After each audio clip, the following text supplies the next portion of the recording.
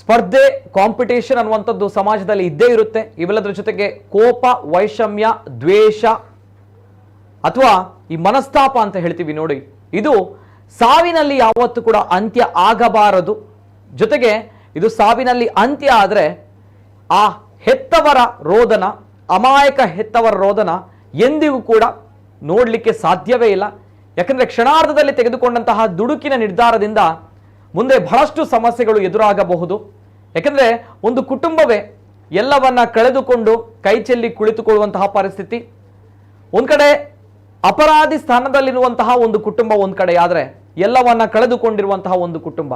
ಈ ಸಂದರ್ಭ ಈ ಕಾಲಘಟ್ಟದ ಯುವಕರು ಸ್ವಲ್ಪ ಯೋಚನೆಯನ್ನ ಮಾಡಬೇಕಾಗಿದೆ.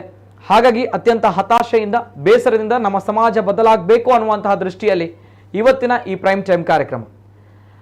ಅದರಲ್ಲೂ ಕೂಡ ಪುತ್ತೂರಿನಲ್ಲಿ ನಡೆದಿರುವಂತಹ ಘಟನೆ, ನಿನ್ನೆಯ ದಿನ ರಾತ್ರಿಯ ಹೊತ್ತು 11:30ಕ್ಕೆ ನಡೆದಿರುವಂತಹ ಘಟನೆ. ಆ ಘಟನೆಯಿಂದ ಪುತ್ತೂರು ಅಕ್ಷರಶಃ ಬೆಚ್ಚಿ ಬೀಳುತ್ತೆ ಮಾತ್ರ ಅಲ್ಲ, ಇಡೀ ಕರಾವಳಿ ಭಾಗ ಬೆಚ್ಚಿ ಬೀಳುತ್ತೆ. ಕಾರಣ, ತುಳುನಾಡಿನ ಕರಾವಳಿ ಭಾಗದ ಪ್ರತಿಷ್ಠಿತ ಹುಲಿವೇಷ ತಂಡದ ನಾಯಕ, ಹುಲಿವೇಷ ತಂಡದ ಲೀಡರ್, ಆತನನ್ನ ಬರ್ಬರವಾಗಿ ಮಾರಕಾಸ್ತ್ರಗಳಿಂದ ದಾಳಿ ಮಾಡಿ ಹತ್ಯೆ ಮಾಡಲಾಗುತ್ತೆ. ಕಲ್ಲೇಗ ಟೈಗರ್ಸ್ ಅನ್ನುವಂತಹ ಪ್ರತಿಷ್ಠಿತ ಹುಲಿವೇಷ ತಂಡ, ಬಿಗ್ ಬಾಸ್ ಅನ್ನುವಂತಹ ಕನ್ನಡದ ಪ್ರತಿಷ್ಠಿತ ರಿಯಾಲಿಟಿ ಶೋನಲ್ಲೂ ಕೂಡ ಭಾಗವಹಿಸಿ ಬಹಳಷ್ಟು ಪ್ರಶಂಸೆಗೆ ಪಾತ್ರವೂ ಕೂಡ ಆಗಿದ್ದಂತಹ ತಂಡ. ಆ ತಂಡದ ನಾಯಕ, ಆ ತಂಡದ ಸಾರಥಿ, ಆ ತಂಡದ ಲೀಡರ್ ಅಕ್ಷಯ್ ಕಲ್ಲೇಗ, ಆತನನ್ನ ದುಷ್ಕರ್ಮಿಗಳು ಹತ್ಯೆ ಮಾಡಿದ್ದಾರೆ.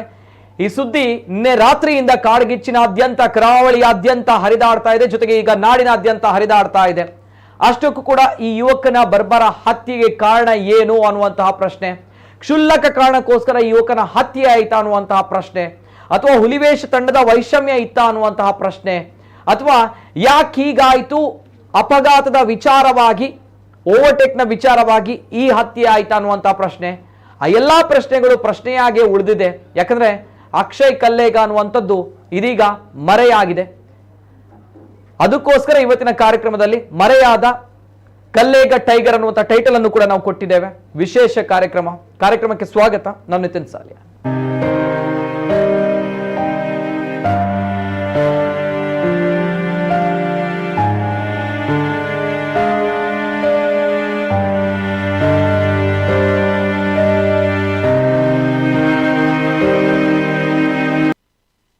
ಕಲ್ಲೇಗ ಟೈಗರ್ಸ್ ಅನ್ನುವಂತಹ ಒಂದು ಹುಲಿವೇಷ ತಂಡವನ್ನ 6 ವರ್ಷದಿಂದ ಕಟ್ಟಿದಂತಹ ಯುವಕ, ಹುಡುಗ ಅಕ್ಷಯ್ ಕಲ್ಲೇಗ ನಿನ್ನೆ ರಾತ್ರಿ 11:30 ಹೊತ್ತಿಗೆ ದುಷ್ಕರ್ಮಿಗಳು ತಲವಾರುಗಳಿಂದ ದಾಳಿ ಮಾಡಿ ಆತನನ್ನ ಬರ್ಬರವಾಗಿ ಹತ್ಯೆ ಮಾಡ್ತಾರೆ.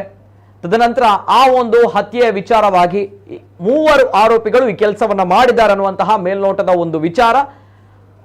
ಇದರ ಹಿಂದೆ 4 ಆರೋಪಿಗಳಿದ್ದಾರೆ ಅನ್ನುವಂತಹ ಒಂದು ಆರೋಪ. ಹಾಗಾಗಿ 4ರನ್ನು ಕೂಡ ಪೊಲೀಸ್ ಇಲಾಖೆ ಬಂಧನ ಮಾಡಿದೆ. ಅಷ್ಟಕ್ಕೂ ಕೂಡ ಈ ಯುವಕರು ಯಾಕೆ ಅಕ್ಷಯ್ ಕಲ್ಲೇಗ್ ಅವರನ್ನ ಹತ್ಯೆ ಮಾಡಿದ್ರು ಅನ್ನುವಂತಹ ಪ್ರಶ್ನೆಗಳ ನಡುವೆ, ಈ ಯುವಕ ಇನ್ನೂ ಕೂಡ ಬಾಳಿ ಬದುಕಬೇಕಾಗಿದ್ದಂತಹ ಯುವಕ, ಇಂತಹ ಸಾವು ಬೇಕಿತ್ತ ಅನ್ನುವಂತಹ ಪ್ರಶ್ನೆಗಳ ನಡುವೆ ಆ ಕುಟುಂಬದ ರೋದನ ಇದೆಯಲ್ವಾ, ಇದೆಲ್ಲವನ್ನು ಕೂಡ ಮಿಗಿಲಾದದ್ದು, ಇದೆಲ್ಲವನ್ನು ಕೂಡ ಮರೆಸುವಂಥದ್ದು ಆ ಒಂದು ಅಸಹಾಯಕ, ಅಮಾಯಕ ಕುಟುಂಬದ ರೋದನ. ಆ ತಂದೆ ತಾಯಿಗಳ ಮುಖದಲ್ಲಿರುವಂತಹ ಆ ಒಂದು ಕಣ್ಣೀರು ನೋಡಿ ಬಹಳಷ್ಟು ಮನಸ್ಸಿಗೆ ಘಾಸಿಯನ್ನು ಉಂಟು ಮಾಡುತ್ತೆ. ಅಷ್ಟು ಕೂಡ ಏನಾಗಿದೆ ಕಂಪ್ಲೀಟ್ ಡೀಟೇಲ್ಸ್ ಬರ್ತಾ ಇದೆ, ನೋಡ್ಕೊಂಬನ್ನಿ. ಕಲ್ಲೇಗ ಟೈಗರ್ ಸಾರಥಿಯ ಭೀಕರ ಹತ್ಯೆ. ಅಕ್ಷಯ್ ಕಲ್ಲೇಗ ಹತ್ಯೆ ಹಿಂದೆ ವೈಯಕ್ತಿಕ ದ್ವೇಷ. ಪುತ್ತೂರಿನ ಹುಲಿವೇಷ ಕುಣಿತ ತಂಡ ಟೈಗರ್ಸ್ ಕಲ್ಲೇಗ ತಂಡದ ಸಾರಥ್ಯ ವಹಿಸಿದ್ದ ಅಕ್ಷಯ್ ಕಲ್ಲೇಗ ಅವರನ್ನ ಭೀಕರವಾಗಿ ಹತ್ಯೆ ಮಾಡಲಾಗಿದೆ. ಪುತ್ತೂರು ಪೇಟೆಯ ಹೊರವಲಯ ನೆಹರು ನಗರದಲ್ಲಿ ಸೋಮವಾರ ತಡರಾತ್ರಿ ದುಷ್ಕರ್ಮಿಗಳ ತಂಡವೊಂದು ತಲವಾರಿನಿಂದ ಕೊಚ್ಚಿ ಯುವಕನೋರ್ವನ ಬರ್ಬರ ಹತ್ಯೆ ನಡೆಸಿದೆ. ಪುತ್ತೂರಿನ ಪ್ರಖ್ಯಾತ ಹುಲಿವೇಷ ಕುಣಿತ ತಂಡ ಟೈಗರ್ಸ್ ಕಲ್ಲೇಗ ತಂಡದ ಸಾರಥ್ಯ ವಹಿಸಿದ್ದ ಅಕ್ಷಯ್ ಕಲ್ಲೇಗ ಸಾವಿಗೀಡಾಗಿದ್ದಾರೆ.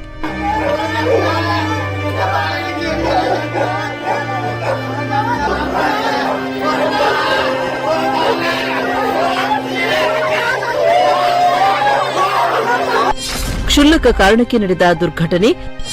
ರಾತ್ರಿ 11:30 ಸುಮಾರಿಗೆ ನಡೆದ ಹತ್ಯೆ.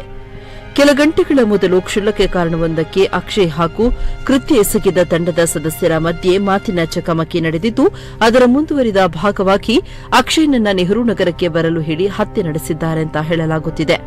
ಕೃತ್ಯ ರಾತ್ರಿ 11:30 ಸುಮಾರಿಗೆ ನಡೆದಿದೆ ಅಂತ ತಿಳಿದುಬಂದಿದೆ.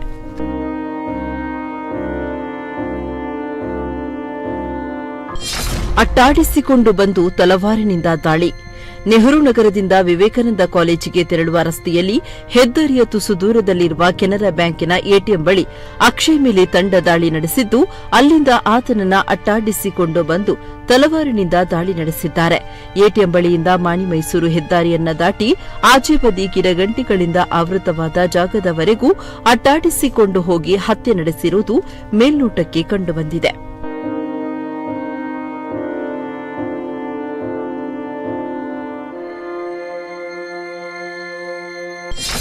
ಮೂವರಿದ್ದ ತಂಡದಿಂದ ಕೃತ್ಯ.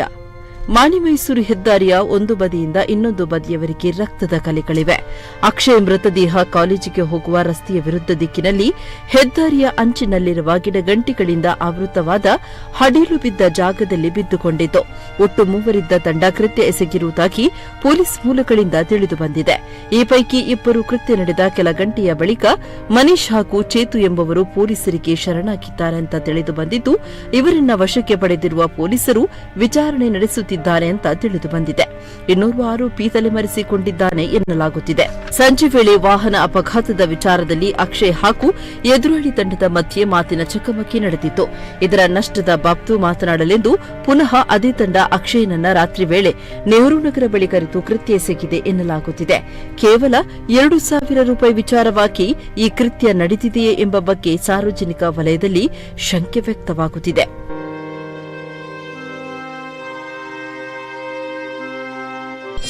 ಎರಡು ತಿಂಗಳ ಅಂತರದಲ್ಲಿ ನಡೆದ ಎರಡನೇ ಹತ್ಯೆ. ಪುತ್ತೂರು ಪೇಟೆಯಲ್ಲಿ 2 ತಿಂಗಳ ಅಂತರದಲ್ಲಿ ನಡೆದ ಎರಡನೇ ಹತ್ಯೆ ಇದಾಗಿದೆ. ಕಳೆದ ಆಗಸ್ಟ್ ತಿಂಗಳ ಕೊನೆ ವಾರದಲ್ಲಿ ಪಾಗಲ್ ಪ್ರೇಮಿಯೊಬ್ಬ ಪುತ್ತೂರು ಮಹಿಳಾ ಪೊಲೀಸ್ ಠಾಣೆಯ ಮುಂಭಾಗ ಯುವತಿಯನ್ನ ಚೂರಿ ಇರಿದು ಹತ್ಯೆ ಮಾಡಿದ. 4 ವರ್ಷಗಳ ಹಿಂದೆ ಪುತ್ತೂರು ಗ್ರಾಮಾಂತರ ಠಾಣೆಯ ಮುಂಭಾಗ ಹಿಂದೂ ಜಾಗರಣ ವೇದಿಕೆ ಕಾರ್ಯಕರ್ತ ಕಾರ್ತಿಕ್ ಮೇರ್ಲಾ ಎಂಬುವರನ್ನ ತಡರಾತ್ರಿ ಚೂರಿ ಇರಿದು ಹತ್ಯೆ ಮಾಡಲಾಗಿತ್ತು. ಹುಲಿವೇಷ ಪ್ರವೀಣ ನೆಹರು ನಗರ ಬಳಿಯ ನಿವಾಸಿಯಾದ ಅಕ್ಷಯ್ ಅವರು ಚಂದ್ರಶೇಖರ್ ಮತ್ತು ಕಮಲ ದಂಪತಿಯ ಪುತ್ರ. 24ರ ಹರೆಯದ ಅಕ್ಷಯ್ ಕಳೆದ 6 ವರ್ಷಗಳ ಹಿಂದೆ ಕಲ್ಲೇಗ ಟೈಗರ್ಸ್ ಎಂಬ ಹೆಸರಿನ ಹುಲಿವೇಷ ತಂಡ ಕಟ್ಟಿದ್ರು. ನೆಹರು ನಗರ ಪಕ್ಕದಲ್ಲಿರುವ ಕಲ್ಲೇಗದಲ್ಲಿ ಪ್ರಸಿದ್ಧ ಕಲ್ಕುಡ ದೈವದ ಕ್ಷೇತ್ರವಿದ್ದು, ಇದೇ ಕಲ್ಲೇಗದ ಹೆಸರಿನಲ್ಲಿ ಹುಲಿವೇಷ ತಂಡ ಕಟ್ಟಿದ್ರು. ಈ ವರ್ಷದ ನವರಾತ್ರಿಯಲ್ಲೂ ಅಕ್ಟೋಬರ್ 18ರಿಂದ ಊದು ಪೂಜೆಯೊಂದಿಗೆ ಪುತ್ತೂರಿನ ನಾನಾ ಕಡೆ ಇವರ ತಂಡ ಪ್ರದರ್ಶನ ನೀಡಿತ್ತು. ಪುತ್ತೂರಿನಲ್ಲಿ ಅಕ್ಟೋಬರ್ 22ರಂದು ನಡೆದ ಪಿಲಿರಂಗ ಮತ್ತು ಪಿಲಿಗೊಬ್ಬು ಎಂಬ 2 ಹುಲಿವೇಷ ಸ್ಪರ್ಧೆಗಳಲ್ಲೂ ಇವರ ತಂಡ ಪ್ರಶಸ್ತಿ ಗಳಿಸಿತ್ತು.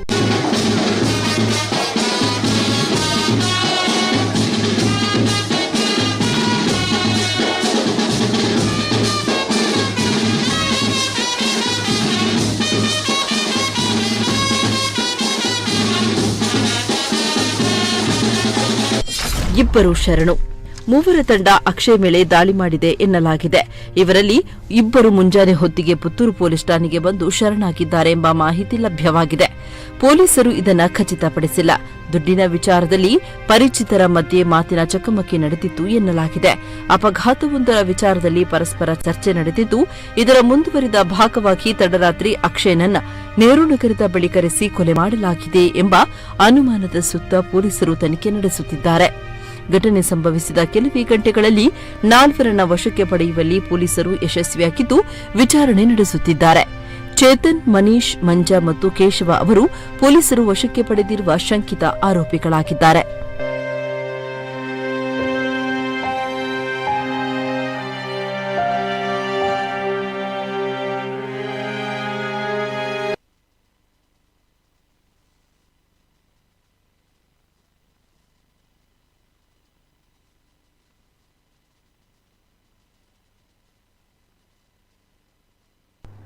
ಇದು ಮೇಲ್ನೋಟಕ್ಕೆ ಏನಾಗಿದೆ ಅನ್ನುವಂತಹ ಕಂಪ್ಲೀಟ್ ಡೀಟೇಲ್ಸ್ ಅನ್ನು ನಿಮ್ಮ ಮುಂದೆ ನಾವು ಕೊಟ್ಟಿದ್ದೀವಿ. ಆದರೆ ಈಗಾಗಬಾರ್ದಿತ್ತು ಅನ್ನುವಂತಹ ಪ್ರಶ್ನೆ ಇನ್ನಂತಹ ವಿಚಾರ ಪ್ರತಿಯೊಬ್ಬರಲ್ಲೂ ಕೂಡ ಇದ್ದೇ ಇದೆ. ಇವೆಲ್ಲದರ ಜೊತೆಗೆ ಇವತ್ತು ಅಕ್ಷಯ್ ಅವರ ಅಂತಿಮ ಯಾತ್ರೆಯನ್ನ ಮಾಡಬೇಕು ಅನ್ನೋ ನಿಟ್ಟಿನಲ್ಲಿ ಸ್ನೇಹಿತರು ಕೂಡ ಅಲ್ಲಿ ತೀರ್ಮಾನವನ್ನು ಕೈಗೊಂಡಿದ್ರು. ಆದರೆ ಪೊಲೀಸ್ ಇಲಾಖೆ ಬಿಡಲಿಲ್ಲ. ಆ ಬಗ್ಗೆ ಕೂಡ ಅಲ್ಲಿ ಸ್ವಲ್ಪ ಮಾತಿನ ಚಕಮಕಿಯೂ ಕೂಡ ನಡೆದಿತ್ತು. ತದನಂತರ ಶಾಸಕರು ಅಶೋಕ್ ಕುಮಾರ್ ಅವರು ಇಲ್ಲಿಗೆ ಹೋಗಿ ಸಾಂತ್ವನವನ್ನು ಹೇಳಿದರು. ಜೊತೆಗೆ ಬಹಳಷ್ಟು ಅಲ್ಲಿ ಗಣ್ಯ ವ್ಯಕ್ತಿಗಳು ಕೂಡ ಬಂದಿದ್ರು. ಸಮಾಜದ ಇಂದಿನ ex-MLA ಜೊತೆಗೆ ಇನ್ನಿತರು ಕೂಡ ಯಾರು ಬಂದಿರಬಹುದು, ಆದರೆ ಹೋಗಿರುವಂಥ ಜೀವ ಮತ್ತೆ ಬರಲ್ಲ, ಅದು ಸತ್ಯ. ಏನಾಗಿದೆ ಆ ಬಗ್ಗೆ ಕೂಡ ಡೀಟೇಲ್ಸ್ ಬರ್ತಾ ಇದೆ, ನೋಡ್ಕೊಂಬನ್ನಿ. ಅಕ್ಷಯ್ ಹತ್ಯೆ ಪ್ರಕರಣ ಶವಯಾತ್ರೆಗೆ ತಡೆದ ಪೊಲೀಸರು. ಅಕ್ಷಯ್ ಕಲ್ಲೇಗ ಅವರ ಶವಯಾತ್ರೆಗೆ ಯುವಕರ ತಂಡ ಪುತ್ತೂರಿನ ಕಬಕ ವೃತ್ತದಿಂದ ನಗರದ ಶೇವೇರಿಯಲ್ಲಿರುವ ಮನೆಯವರೆಗೆ ಶವಯಾತ್ರೆಗೆ ಸಿದ್ದತೆ ಮಾಡಿಕೊಂಡಿದ್ರು. ಆದರೆ ಈ ವೇಳೆ ಶವಯಾತ್ರೆ ಮಾಡದಂತೆ ಪೊಲೀಸರು ತಡೆಯೊಡ್ಡಿದ್ದಾರೆ. ಹಾಗಾಗಿ ಪೊಲೀಸರು ಮತ್ತು ಯುವಕರ ನಡುವೆ ಮಾತಿನ ಚಕಮಕಿ ನಡೆದ ಘಟನೆಯೂ ನಡೆದಿದೆ.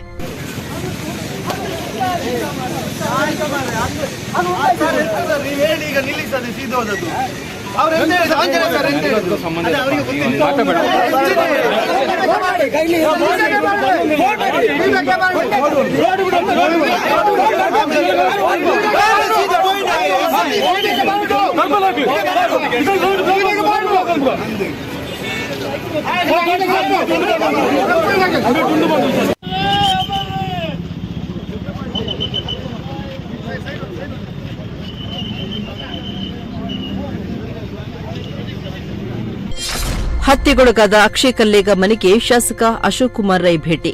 ದುಷ್ಕರ್ಮಿಗಳಿಂದ ಹತ್ಯೆಗೊಳಗಾದ ಕಲ್ಲೇಗ ಟೈಗರ್ಸ್ನ ಅಕ್ಷಯ್ ಕಲ್ಲೇಗ ಹತ್ಯೆ ಪ್ರಕರಣಕ್ಕೆ ಸಂಬಂಧಿಸಿದಂತೆ ಒಂದೆಡೆ ಪೊಲೀಸರು ತನಿಖೆ ಚುರುಕುಗೊಳಿಸಿದ್ದರೆ, ಇನ್ನೊಂದೆಡೆ ಅಕ್ಷಯ್ ಮನೆಯಲ್ಲಿ ಮನೆ ಮಂದಿಯ ಆರ್ತನಾದ ಮುಗಿಲು ಮುಟ್ಟಿದೆ. ಅಕ್ಷಯ್ ಪಿಲಿನಲಿಕೆಯ ಜಮಾನಿಕೆಯನ್ನ ಮಾಡುವ ಮೂಲಕ ಪರಿಸರದಲ್ಲಿ ಜನಪ್ರಿಯನಾಗಿದ್ದು ಹಲವರಿಗೆ ನೆರವಾಗಿದ್ದ.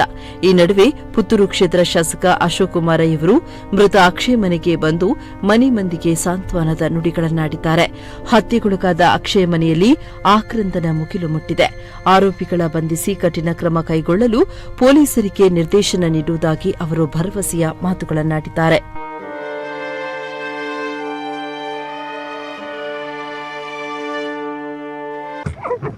ಪುತ್ತೂರಿನಲ್ಲಿ ಅಕ್ಷಯ್ ಕಲ್ಲೇಗ ಅನ್ನುವ ಹುಡುಗನ ಒಂದು ಕೊಲೆಯಾಗಿದೆ. ಅದನ್ನೆಲ್ಲ ಪುತ್ತೂರಿನ ಜನತೆ ಖಂಡಿಸ್ತಾರೆ. ಈ ಥರ ಒಂದು ಸಾಯಂಕಾಲ ಸಮಯದಲ್ಲಿ ಈ ಥರ ಕೊಲೆ ಆಗುವುದು ನಿಜವಾಗ್ಲೂ ಇದೊಂದು ನಾವು ಯಾವುದೋ ಪುತ್ತೂರಿನ ಜನ ಇದನ್ನು ನಿರೀಕ್ಷೆ ಮಾಡದಂಥ ಒಂದು ವಿಚಾರಗಳು. ಆ 4 ಜನ ಕೊಲೆ ಮಾಡಿದವರು ಯಾರಿದ್ದಾರೆ ಈಗಲೇ ಪೊಲೀಸ್ ಕಸ್ಟಡಿಯಲ್ಲಿ ಇದ್ದಾರೆ. ಅವರಿಗೆ ಕಾನೂನು ಪ್ರಕಾರ ಯಾವ ರೀತಿಯ ಶಿಕ್ಷಣ ಆಗಬೇಕು ಅದು ಆಗಬೇಕು. ಪುತ್ತೂರಿನ ಜನತೆ ಏನು ಭಯಪಡುವಂಥ ಅಗತ್ಯಗಳು ಏನಿಲ್ಲ. ಇದನ್ನು ಅಧಿಕಾರಿಗಳು ತನಿಖೆ ಮಾಡ್ತಾರೆ. ಇವರು ಗೆಳೆಯರಾಗಿದ್ದರು, ಇವರು ಒಬ್ರಿಗೊಬ್ಬರು ಗೆಳೆಯರಾಗಿದ್ದರು. ಅವರ ಒಳಗಡೆ ಏನೋ ವೈಮನಸ್ಸಾಗಿ ಒಬ್ರಿಗೊಬ್ಬರು ಮಾತಾಡಿಕೊಂಡು ಏನೋ ಆ ಸಮಯದಲ್ಲಿ ಮಾತು ಬೆಳೆದು ಅದು ಕೊಲೆಯಲ್ಲಿ ಮುಗಿದಿದೆ. ಸೊ ಜನಗಳು ಏನೋ ಆತಂಕ ಪಡುವಂಥ ವಿಚಾರಗಳಿಲ್ಲ. ಲಾ ಆ್ಯಂಡ್ ಆರ್ಡ್ರು ಏನು ತೊಂದರೆಗಳಿಲ್ಲ. ಪೊಲೀಸು SP ಅವ್ರ ಹತ್ರನೂ ಮಾತಾಡಿದ್ದೀನಿ, DSP ಅವ್ರ ಹತ್ರ ಮಾತಾಡಿದ್ದೀನಿ. ಆ 4 ಜನನೂ ಅರೆಸ್ಟ್ ಆಗುವಂಥದ್ದಾಗಿದೆ. ಕಾನೂನಿನಲ್ಲಿ ನಮ್ಮ ದೇಶದ ಕಾನೂನು ಸ್ವಲ್ಪ ಇನ್ನೂ ಬದಲಾವಣೆ ಬರುವ ಅವಶ್ಯಕತೆ ಇದೆ ಅಂತ ನನ್ನ ವೈಯಕ್ತಿಕ ಅಭಿಪ್ರಾಯ. ಯಾಕಂತ ಹೇಳಿದ್ರೆ ಕೊಲೆ ಮಾಡುವವರು ಕೊಲೆ ಮಾಡೋದು 6 ತಿಂಗಳ ನಂತರ 3 ತಿಂಗಳ ನಂತರ ಹೊರಗೆ ಬರುತ್ತಿರುವಂಥ ಲಕ್ಷಣಗಳು ನೋಡಿದರೆ ನಮ್ಮ ದೇಶದ ಕಾನೂನಿಗೆ ಬದಲಾವಣೆ ತರುವಂಥ ಅಗತ್ಯಗಳು ಇದೆ. ಯಾರಿಗೂ ಕೊಲೆ ಮಾಡಿದರೆ ಒಂದು ಆ 4 ತಿಂಗಳಲ್ಲಿ ಬಂದಾಗ ಅವನನ್ನು ಜನ ಕಾಣುವ ರೀತಿಯೂ ಬೇರೆ ಇರ್ತದೆ. ಅವನಿಗೆ ಸಮಾಜದಲ್ಲಿ ಒಂದು ಬೇರೆ ದೇಶಗಳಿಗೆ ಇದು ಮಾಡಿದರೆ ಇಲ್ಲಿ ವ್ಯತಿರಿಕ್ತವಾಗಿ ನಮ್ಮ ಈ ಭಾಗದ ರಾಜ್ಯದ ಪರಿಸ್ಥಿತಿಗಳು. ನಮಗೇನಂದರೆ ನಾನೊಂದು 47 ವರ್ಷದ್ದು ಹುಳಿ ಹಾಕಿ ಅವ್ರದ್ದೊಂದು 5-6ನೇ ವರ್ಷದ್ದು ಒಳ್ಳೆ ಕ್ರಮಬದ್ಧದಲ್ಲಿ ಹಾಕೊಂಡಿದ್ರು. ನಮ್ಮದೆಲ್ಲ ಫುಲ್ ಸಪೋರ್ಟ್ ಇತ್ತು ಅವರಿಗೆ, ಎಲ್ಲ ಹುಳಿ ಹಾಕಿಯವರಿಗೆ ಎಲ್ಲರಿಗೂ ಸಪೋರ್ಟೇ. ಅದ್ರ ಇವರಿಗೆ ಜಾಸ್ತಿ ಸ್ವಲ್ಪ ಇದ್ದಿತ್ತು, ಕ್ಲೋಸ್ ಇದ್ರು ನಮ್ಮ ಜೊತೆಗೆಲ್ಲ. ಬಿಗ್ ಬಾಸ್ಗೆಲ್ಲ ಟೀಮಲ್ಲೆಲ್ಲ ಕರ್ಕೊಂಡು ಹೋಗಿ ಅದು ಬಿಗ್ ಬಾಸ್ಗೆ ಟೀಮ್ ಕರ್ಕೊಂಡು ಹೋಗಿದ್ದಾರೆ. ಅದು ಎಂತ ಸ್ವಲ್ಪ ಅದು ಆಗಿದೆ ಕಿರಿಕಿರಿ, ನಮಗೆ ಅದು ಗೊತ್ತಿಲ್ಲ ವಿಷಯ. ಯೂಟ್ಯೂಬಲ್ಲಿ ಎಲ್ಲ ಬಂದಿತ್ತು, ಫೇಮಸ್ ಆಗಿದೆ. ಕಲ್ಲೇಗಟ್ಟೆ ಇದನ್ನು ಸ್ವಲ್ಪ ಫೇಮಸ್ ಮಾಡಿದ್ದಾರೆ ಎಲ್ಲ. ಅದು ಪರಿಸರ ನಮ್ಮ ಹತ್ರ ಎಲ್ಲ ಭಾರಿ ಕೊಂಡಿದೆ. ನಮ್ಮ ಹತ್ರ ಮಾವ ಅಂತಿಲ್ಲ ನಾನು ಈಗ ಸಗರಿ. ಪುತ್ತೂರಿನಲ್ಲಿ ಇವತ್ತು ಒಂದು ದುಃಖದ ಮತ್ತು ಆಘಾತಕಾರಿ ಒಂದು ಘಟನೆ ನಡೆದು ಇವತ್ತು ಒಬ್ಬ ಯುವಕ ಕಲಾವಿದ, ಅದರಲ್ಲಿ ವಿಶೇಷವಾಗಿ ಮುಂದಿನ ದಿನಗಳಲ್ಲಿ ಎಲ್ಲ ಯುವಕರಿಗೆ ನಾಯಕತ್ವವನ್ನು ಕೊಟ್ಟು ಸಮಾಜದಲ್ಲಿ ಇವತ್ತು ಸಾಂಸ್ಕೃತಿಕ ಲೋಕಕ್ಕೆ ದೊಡ್ಡ ಕೊಡುಗೆ ಕೊಡಬಲ್ಲಂಥ ಅಕ್ಷಯ್ ಅವರ ಅಕ್ಷಯ್ ಕಲ್ಲೇಗ್ ಅವರ ಮರಣ ಆಗಿದೆ.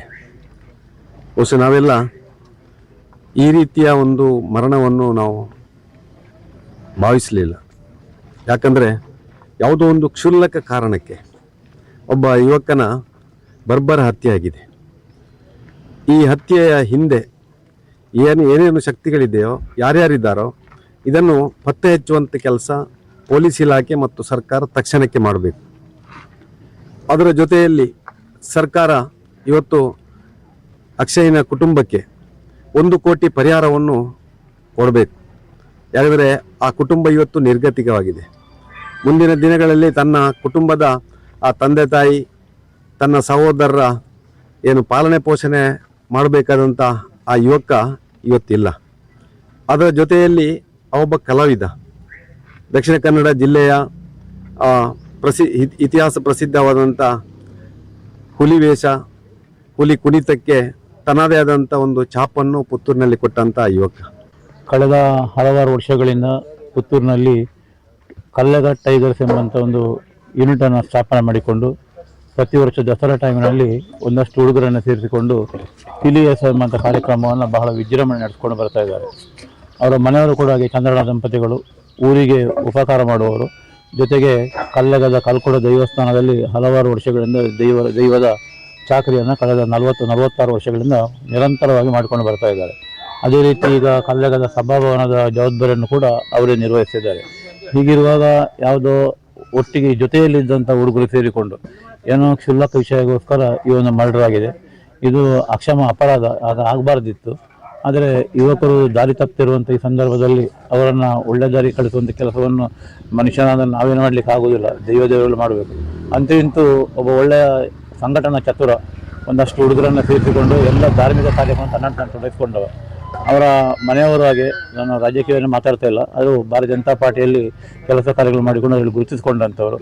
ನಾವು ಇಷ್ಟನ್ನೇ ಬಯಸ್ಬೋದಷ್ಟೇ, ಅವರ ಆತ್ಮಕ್ಕೆ ಚಿರಶಾಂತಿಯನ್ನು ದೇವರು ಕರುಣಿಸಲಿ.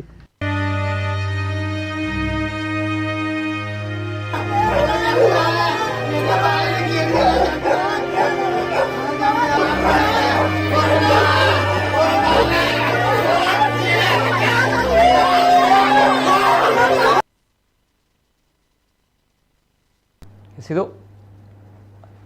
MLAಗಳು ex-MLAಗಳು ಬಂದು ಭೇಟಿ ಕೊಟ್ಟಿದ್ದಾರೆ. ಆದರೆ ಕೋಪ, ವೈಷಮ್ಯ, ದ್ವೇಷ ಇದೆಲ್ಲವೂ ಕೂಡ ಸಾವಿನಲ್ಲಿ ಅಂತ್ಯ ಆಗಬಾರ್ದು. ಅದರಲ್ಲೂ ಕೂಡ ಕುಟುಂಬದ ರೋದನೆ ನಿಜವಾಗ್ಲೂ ಕೂಡ ನೋಡಲಿಕ್ಕೆ ಆಗಲ್ಲ, ಬಹಳಷ್ಟು ಬೇಸರ ಆಗುತ್ತೆ. ಜೊತೆಗೆ ಇದು ಪುತ್ತೂರಿನಲ್ಲಿ ನಡೆದಿರುವಂತಹ ಘಟನೆ 2 ತಿಂಗಳ ಅಂತರದಲ್ಲಿ ನಡೆದಿರುವಂತಹ ಮತ್ತೊಂದು ಸಾವು ಕೂಡ ಹೌದು, ಬರ್ಬರ ಹತ್ಯೆಯೂ ಕೂಡ ಹೌದು. ಆಗಸ್ಟ್ ತಿಂಗಳಲ್ಲಿ ಇದೇ ರೀತಿ, ಆಗಸ್ಟ್ ತಿಂಗಳ ಕೊನೆಯ ವಾರದಲ್ಲಿ ಇದೇ ರೀತಿ ಮಹಿಳಾ ಠಾಣೆಯ ಮುಂಭಾಗದಲ್ಲೇ ಓರ್ವ ಪಾಗಲ್ ಪ್ರೇಮಿ ಯುವತಿಗೆ ಇರಿದು ಕೊಲೆ ಮಾಡಿದ್ದಾನೆ. ತದನಂತರ ಈ ಒಂದು ಘಟನೆ ಮತ್ತೆ ಪುತ್ತೂರಿನಲ್ಲಿ ದಾಖಲಾಗಿರುವಂಥದ್ದು. ಅದರಲ್ಲೂ ಕೂಡ ರಾತ್ರಿಯ ಹೊತ್ತು 11:30 ಹೊತ್ತಿಗೆ ದುಷ್ಕರ್ಮಿಗಳು ಮಾರಕಾಸ್ತ್ರಗಳಿಂದ ಕೊಚ್ಚಿ ಕೊಲೆ ಮಾಡಿರುವಂತಹ ಒಂದು ವಿಚಾರ. ನಮ್ಮ ಜೊತೆ ಇವತ್ತಿನ ಕಾರ್ಯಕ್ರಮದಲ್ಲಿ ಹಿರಿಯ ಪತ್ರಕರ್ತರು ಜಿತೇಂದ್ರ ಕುಂದೇಶ್ವರರು ಇದ್ದಾರೆ. ಕುಂದೇಶ್ವರ, ನೇರವಾಗಿ ಆತ್ಮೀಯವಾದಂಥ ಸ್ವಾಗತ ಕಾರ್ಯಕ್ರಮಕ್ಕೆ. ನಮಸ್ಕಾರ. ನೇರವಾಗಿ ನಾನು ಈ ಒಂದು ಸಾವಿನ ಬಗ್ಗೆ, ಈ ಒಂದು ಬರ್ಬರ ಹತ್ಯೆಯ ಬಗ್ಗೆ ಇಡೀ ನಮ್ಮ ಕರಾವಳಿ ಭಾಗ ಮಾತ್ರ ಅಲ್ಲ, ನಾಡಿನಾದ್ಯಂತ ಕೂಡ ಮಾತನಾಡ್ತಾ ಇದೆ. ಯಾಕಂದ್ರೆ ಬಿಗ್ ಬಾಸ್ ಪ್ರತಿಷ್ಠಿತ ರಿಯಾಲಿಟಿ ಶೋನಲ್ಲಿ ಭಾಗವಹಿಸಿದಂತಹ ಒಂದು ತಂಡವೂ ಕೂಡ ಹೌದು. ಜೊತೆಗೆ ಪ್ರತಿಷ್ಠಿತವಾಗಿರುವಂತಹ ಕಲ್ಲೇಗ ಟೈಗರ್ಸ್ ಅಂದ್ರೆ ಯುವಕರನ್ನ ಕಟ್ಟಿಕೊಂಡು ಬಂದಂತಹ ಒಂದು ತಂಡ. ಹುಲಿವೇಷ ಅಂತ ಬಂದಾಗ ನಮ್ಮ ಕರಾವಳಿ ಭಾಗದಲ್ಲಿ ಬಹಳಷ್ಟು ಹುಲಿವೇಷ ತಂಡಗಳಿವೆ. ಅದರಲ್ಲೂ ಮಂಗಳೂರು, ತುಳುನಾಡು, ಕರಾವಳಿ ಭಾಗದಲ್ಲಿ ಬಹಳಷ್ಟು ಹುಲಿವೇಷ ತಂಡಗಳಿವೆ. ಅದರಲ್ಲೂ ಕೂಡ ಹುಲಿವೇಷ ತಂಡ ನಡೆಸುವವರು ಒಂದು ಪ್ರಬುದ್ಧರಾಗಿರ್ತಾರೆ, ಅಥವಾ ಅವರಿಗೆ ಒಂದು ಬ್ಯಾಕ್ ಗ್ರೌಂಡ್ ಸಪೋರ್ಟ್ ಇರುತ್ತೆ, ಅಂಡ್ ಸಮಾಜದಲ್ಲಿ ಬಹಳಷ್ಟು ಉಳ್ಳವರಾಗಿರ್ತಾರೆ ಅನ್ನೋ ಮಾತುಗಳು. ಇವೆಲ್ಲದರ ಜೊತೆಗೆ ಒಬ್ಬ ಯುವಕ ಹುಲಿವೇಷವನ್ನ ತಂಡವನ್ನ ಕಟ್ಟಿ ಬೆಳೆಸಿದಂತಹ ರೀತಿ ಅಂತ ಬಂದಾಗ ಅದು ಕಲ್ಲೇಗ ಟೈಗರ್ಸ್ ನ ಅಕ್ಷಯ ಅಂತ ಬಹಳಷ್ಟು ಜನರು ಹೇಳ್ತಾರೆ. ಯಾಕಂದ್ರೆ ಒಬ್ಬ ಯುವಕನಿಂದ ಕಟ್ಟಲಿಕ್ಕೆ ಸಾಧ್ಯವ ಅಂತ ಬಂದಾಗ 6 ವರ್ಷದ ಹಿಂದೆ ಕಟ್ಟಿರುವಂತಹ ಒಂದು ತಂಡ ಬೆಳೆದು ಬಂತು. ತದನಂತರ ಈ ಒಂದು ಘಟನೆ, ಇನ್ನು ನಡೆದಿರುವಂತಹ ಘಟನೆ ಈ ಹಂತಕ್ಕೆ ಬಂದು ತಲುಪಿದೆ. ಫಸ್ಟ್ ರಿಯಾಕ್ಷನ್ ಸರ್, ಹಿರಿಯ ಪತ್ರಕರ್ತರಾಗಿ ಈ ಒಂದು ಘಟನೆ, ಇಂತಹ ಒಂದು ಮನಸ್ಥಿತಿ ಏನ್ ಹೇಳಲಿಕ್ಕೆ ಇಷ್ಟಪಡ್ತೀರಿ? ಒಬ್ಬ ಯುವಕ ತನ್ನ ಒಂದು ಆ ಎನರ್ಜಿ ಅದನ್ನು ಅತ್ಯಂತ ಹೆಚ್ಚಾಗಿ ಇತ್ತು ಅವನ ಹತ್ರ, ಅದನ್ನು ಉಪಯೋಗಿಸುವಲ್ಲಿ ಸ್ವಲ್ಪ ಎಡವಿದ. ಯಾಕೆ ಹೇಳಿದರೆ ಅಲ್ಲಿ ನಡೆದದ್ದು ಒಂದು ಸ್ಕೂಟಿ ಮತ್ತು ಪಾದಾಚಾರಿ ನಡುವಿನಂಥ ಒಂದು ಹೋರಾಟ. ಅಂದ್ರೆ ಅವರ ಒಂದು ಆಕ್ಸಿಡೆಂಟ್, ಯಾರು ನಡ್ಕೊಂಡು ಹೋಗ್ತಾ ಇದ್ದ, ಸ್ಕೂಟಿಯವನು ಯಾರಿಗೆ ಪಾದಾಚಾರಿಗೆ ಹೊಡೆದ, ಪಾದಾಚಾರಿ ಅವನಿಗೆ ಒಂದು ಪರಿಚಯ ಇತ್ತು, ಅಕ್ಷಯ್ ಕಲ್ಲೇಗ. ಅವ ಬಂದು ಕಾಂಪ್ರಮೈಸ್ ಮಾಡಿದಾಗ 1800 ಕೊಡಬೇಕು ಹೇಳಿದ. ಇವನು ಸ್ಕೂಟಿಯವನ ಹತ್ರ ಹಣ ಇರಲಿಲ್ಲ, ಅದಕ್ಕೆ ಇವನ ಚೇತು ಅಂತ ಇದ್ದಾನೆ ಈಗ ಮೇನ್ ಆರೋಪಿ, ಅವನಿಗೆ 2,000 ರೂಪಾಯಿ ಪಾಡ್ಲೆಯ ಅಂಕ ಕೊರ್ರಣ್ಣು ಅಂತ ದಾಯಿಪಾಡ್ನು ಇಂಚಾಂಡು ಬೊಚ್ಚಿ ಕಾಂಪ್ರಮೈಸ್ ರೂಪಾಯಿ ಅಂತ ಹೇಳಿ. ಹಾಗೆ ಇವ್ರು ಆಗ ಅಕ್ಷಯ್ ಕೊಡಲಿಲ್ಲ ಅಂತೇಳಿ ಅಕ್ಷಯ್ ಮತ್ತು ಚೇತನವರಿಗೆ ಫೋನಲ್ಲಿ ಗಲಾಟೆ ಆಗಿ ಆ ಗಲಾಟೆ ನಂತರ ಸ್ವಲ್ಪ ಹೊತ್ತಾದಮೇಲೆ ಇವರು ಒಂದು ತಂಡ ಮಾಡಿಕೊಂಡು ನಗರ ಬಲ ನೆಹರು ನಗರ ಬಲ ಅಂತ ಹಾಗೆ ಇವರು ಯಾರು ವಿಖ್ಯಾತ್ ಅಂತ ಯಾರು ಅವನ ಜೊತೆ ವಿಖ್ಯಾತ್ ಜೊತೆ ನಮ್ಮ ಅಕ್ಷಯ್ ಕೂಡ ಅಲ್ಲಿ ಹೋಗ್ತಾನೆ ನೆಹರು ನಗರಕ್ಕೆ. ಅಲ್ಲಿ ಹೋಗ ಅವರು ಕಾರಲ್ಲಿ ರೆಡಿಯಾಗಿ ಬಂದಿರ್ತಾರೆ. ಅಲ್ಲಿ ಇಬ್ಬರು, ಅದರಲ್ಲಿ ಒಬ್ಬ ಮನೀಶ್ ಅಂತ ಇವರ ಟೀಮ್ನಲ್ಲೇ ಇದ್ದ ಮೊದಲು ಪರಿಚಯ ಚೇತುಗೂ ಪರಿಚಯವೇ, ಅಕ್ಷಯ್ ಏನು ಪರಿಚಯ ಇಲ್ಲದ ಜನ ಇಲ್ಲಿ ಪರಿಚಿತರೇ. ಆಮೇಲೆ ಮಾತಿ ಬೆಳೆದು ಹೊಡೆದ್ರು. 58 ಸಾರಿ ತಳವಾರ್ನಿಂದ ಗಾಯ ಇದೆ ಅವನ ಮನೆಯಲ್ಲಿ. ಇದು ಹೌದಾ? ಹೌದೌದು. ಯಾಕಂದ್ರೆ ಆ ರೀತಿ ಮಾಧ್ಯಮಗಳು ಹೇಳ್ತಾ ಇದೆ ಅಥವಾ ಮೇಲ್ನೋಟಕ್ಕೆ ಬಂದಿರುವಂತಹ ಸುದ್ದಿಗಳ ಪ್ರಕಾರ 58 ಬಾರಿ 56 ತಳವಾರ್ನ ಕೊಚ್ಚಿದ್ದಾರೆ, 58 ಗಾಯ ಇದೆ ಅಂತ ಹೇಳ್ತಾರೆ. 58 ಗಾಯ ಇದೆ, 56 ಬಾರಿ ತಳವಾರಿಂದ ಕೊಚ್ಚಿದ್ದಾರೆ. ಅಂದ್ರೆ ಅದು ಹೊಡೆಯುವಾಗ ಒಮ್ಮೊಮ್ಮೆ 2 ಸರಿ ತಾಗ್ಬೋದು. ಅಂದ್ರೆ ಅದು ಕಡ್ದದ್ದು ಲೆಕ್ಕ ಹಾಕಿ ಅವ್ರು ಹೇಳುವಂಥದ್ದು ಪೊಲೀಸರು, ಇವರು ವೈದ್ಯರು. ಸೊ ಅಂದ್ರೆ ಇಂಥ ಕೃತ್ಯಗಳನ್ನು ಮಾಡುವಾಗ ಖಂಡಿತ ಅವರು ಒಂದು ಮತ್ತರಾಗಿರಬೇಕು, ಇಲ್ಲ ಪ್ರೊಫೆಷನಲ್ ಕಿಲ್ಲರ್ಗಳು ಅವರು ಒಂದು ಹೆಚ್ಚು ಹೊಡೆಯುವುದಿಲ್ಲ, ಪ್ರೊಫೆಷನಲ್ ಹಿಡ್ಕೊಂಡು ಹೋಗುವವರು. ಒಂದು ಗಾಂಜಾ ಮತ್ತಿನಲ್ಲಿರೋರು, ಅತೀವ ದ್ವೇಷ ಇರುವವರು ಈ ರೀತಿಯಾಗಿ ಅತಿ ಹೆಚ್ಚು ಬಾರಿ ಕಡಿತಾರೆ. ಗಾಂಜಾ ಮತ್ತಿನಲ್ಲಿದ್ರೆ ಸಿಕ್ಕಾಬಟ್ಟೆ ಅವನನ್ನು ನೋಡಿದ್ರೆ ಆಗದೆ ದ್ವೇಷ ಇದ್ದರೆ ಆ ಥರ ಕಚ್ಚಿ ಕುಡಿಯುವಂಥದ್ದು ಒಂದು ಸಾಧಾರಣ ಕ್ರಿಮಿನಲ್ ಒಂದು ಇದರಲ್ಲಿ ಬರುವಂಥದ್ದು ಥಿಯರಿಯಲ್ಲಿ. ಸೊ ಇವನನ್ನು ಅಟ್ಟಾಡಿಸಿ ಓಡಿಸಿ ಹೊಡೆದಿದ್ದಾರೆ. ಇವನ ಜೊತೆಗೆ ಇದ್ದಂಥ ಪೆಟ್ಟಿಗೆ ಬಂದಂಥ ವಿಖ್ಯಾತ್ ಕೂಡ ಓಡಿ ಹೋಗಿದ್ದಾನೆ ATM ಹತ್ರ. ಹಾಗಾಗಿ ಇದ್ದವನು ಅಂದರೆ ಇದು ಮೇಲ್ನೋಟಕ್ಕೆ ತಕ್ಷಣದ ಒಂದು ಆಕ್ರೋಶ ಇದೆ. ಅಂದರೆ ಮೇಲ್ನೋಟಕ್ಕೆ ಒಂದು ಸ್ಕೂಟಿ ಅಪಘಾತ ಒಂದು ಕಾರಣ, ಆಮೇಲೆ ಇವರು ಕಾಂಪ್ರಮೈಸ್ ಮಾಡಲಿಕ್ಕೆ ಹೋದದ್ದು ಕಾರಣ. ಅಂದರೆ ಇದ್ರ ತಕ್ಷಣದ ಒಂದು ಪ್ರತೀಕಾರಕ್ಕೆ ಇದೊಂದು ಕಾಂಪ್ರಮೈಸ್ ಅಥವಾ ಒಂದು ಗಲಾಟೆಯ ಮನೋಸ್ಥಿತಿ, ಹೊಡೆದಾಟದ ಮನೋಸ್ಥಿತಿ, ಒಂದು ಪುಡಿ ರೌಡಿಸಮ್ ಮನೋಸ್ಥಿತಿ, ಇಷ್ಟೆಲ್ಲ ಗಲಾಟೆಗೆ ಕಾರಣ. ಇವರು ಹಾಗೆ ಇವರು ಅಕ್ಷಯ್ ಕಲ್ಲೇಗ ತಲ್ವಾರ್ ಗಿಲ್ವಾರ್ ಅಂತ ಪೆಟ್ಟಲ್ಲ, ದಾದೆ ತೂಪೆ ದಾದೆ ಆ ರೀತಿಯ ಒಂದು ಹೊಡೆದ ದಾದ ಆಪುಜ ತೂಕ ಅಂತ. ಹಾಗೆ ಇವರು ಹೋಗಿದ್ದಾರೆ, ಏನು ಲೆಪ್ಪನಾಗ ಎಂಕ್ಲ ಪೋಯಿ ಅಂತ ಕಮ್ಮಿ ಆಗಬಾರ್ದು ಅಂತ ಇವರು ಹೋಗಿದ್ದಾರೆ. ಇವರೇನು ಹಿಡ್ಕೊಳ್ಳಿಲ್ಲ, ಅವರು ಎಲ್ಲ ಸನ್ನದ್ಧರಾಗಿ ಬಂದಿದ್ದಾರೆ. ಮತ್ತು ಇದೆಲ್ಲ ನೋಡುವಾಗ ತಕ್ಷಣದ ಇರ್ಬೋದು, ಅಂದರೆ ಆಕ್ರೋಶ ಇರ್ಬೋದು, ಸಡನ್ ಪ್ರೊವೊಕೇಶನ್ ಇರ್ಬೋದು. ಆದರೆ ಇವನನ್ನು ಕರೆದು ಕೊಲೆ ಮಾಡಬೇಕಾದ್ರೆ ಮತ್ತು ಅವನದೇ ಟೀಮಿನಲ್ಲಿ ಈ ಹಿಂದೆ ಇದ್ದಂಥ ಮನೀಶ್ ಕೂಡ ಅದರಲ್ಲಿ ಟೀಮ್ನಲ್ಲಿ ಇರುವುದರಿಂದಾಗಿ ಇದರಲ್ಲಿ ಒಂದು ಸ್ವಲ್ಪ ದ್ವೇಷ ನನಗೆ ಕಾಣ್ತದೆ. ಪ್ರತೀಕಾರವೋ ದ್ವೇಷವೋ ಭಾರಿ ಲೈತೊಂದಿತ್ತೆ, ಅಥವಾ ಏನೋ ಸಮಸ್ಯೆ ಆಗಿದೆಯೋ, ಅಥವಾ ಏನೋ ಒಂದು ನನಗೆ ಅದರಲ್ಲಿ ಒಂದು ದ್ವೇಷ, ಪೂರ್ವ ದ್ವೇಷ ಕಾಣ್ತಾ ಇದೆ. ಮತ್ತು ಇದಕ್ಕೆ ಪೂರಕವಾಗಿ ಆ ಸಡನ್ ಪ್ರೊವೊಕೇಶನ್ ಕೂಡ, ಅಂದರೆ ಈ ಮಾತಾಡಿದ ಗಲಾಟೆಯು ಕೂಡ ಕಾರಣ ಆಗಿರ್ಬೋದು. ಆದರೂ ಕೂಡ ಒಬ್ಬ ಒಳ್ಳೆ ಎನರ್ಜಿ ಇದ್ದ ಯುವಕ, ಸಂಘಟನೆ ಮಾಡ್ತಾ ಇದ್ದ, ಬೆಳೀತಾ ಇದ್ದ.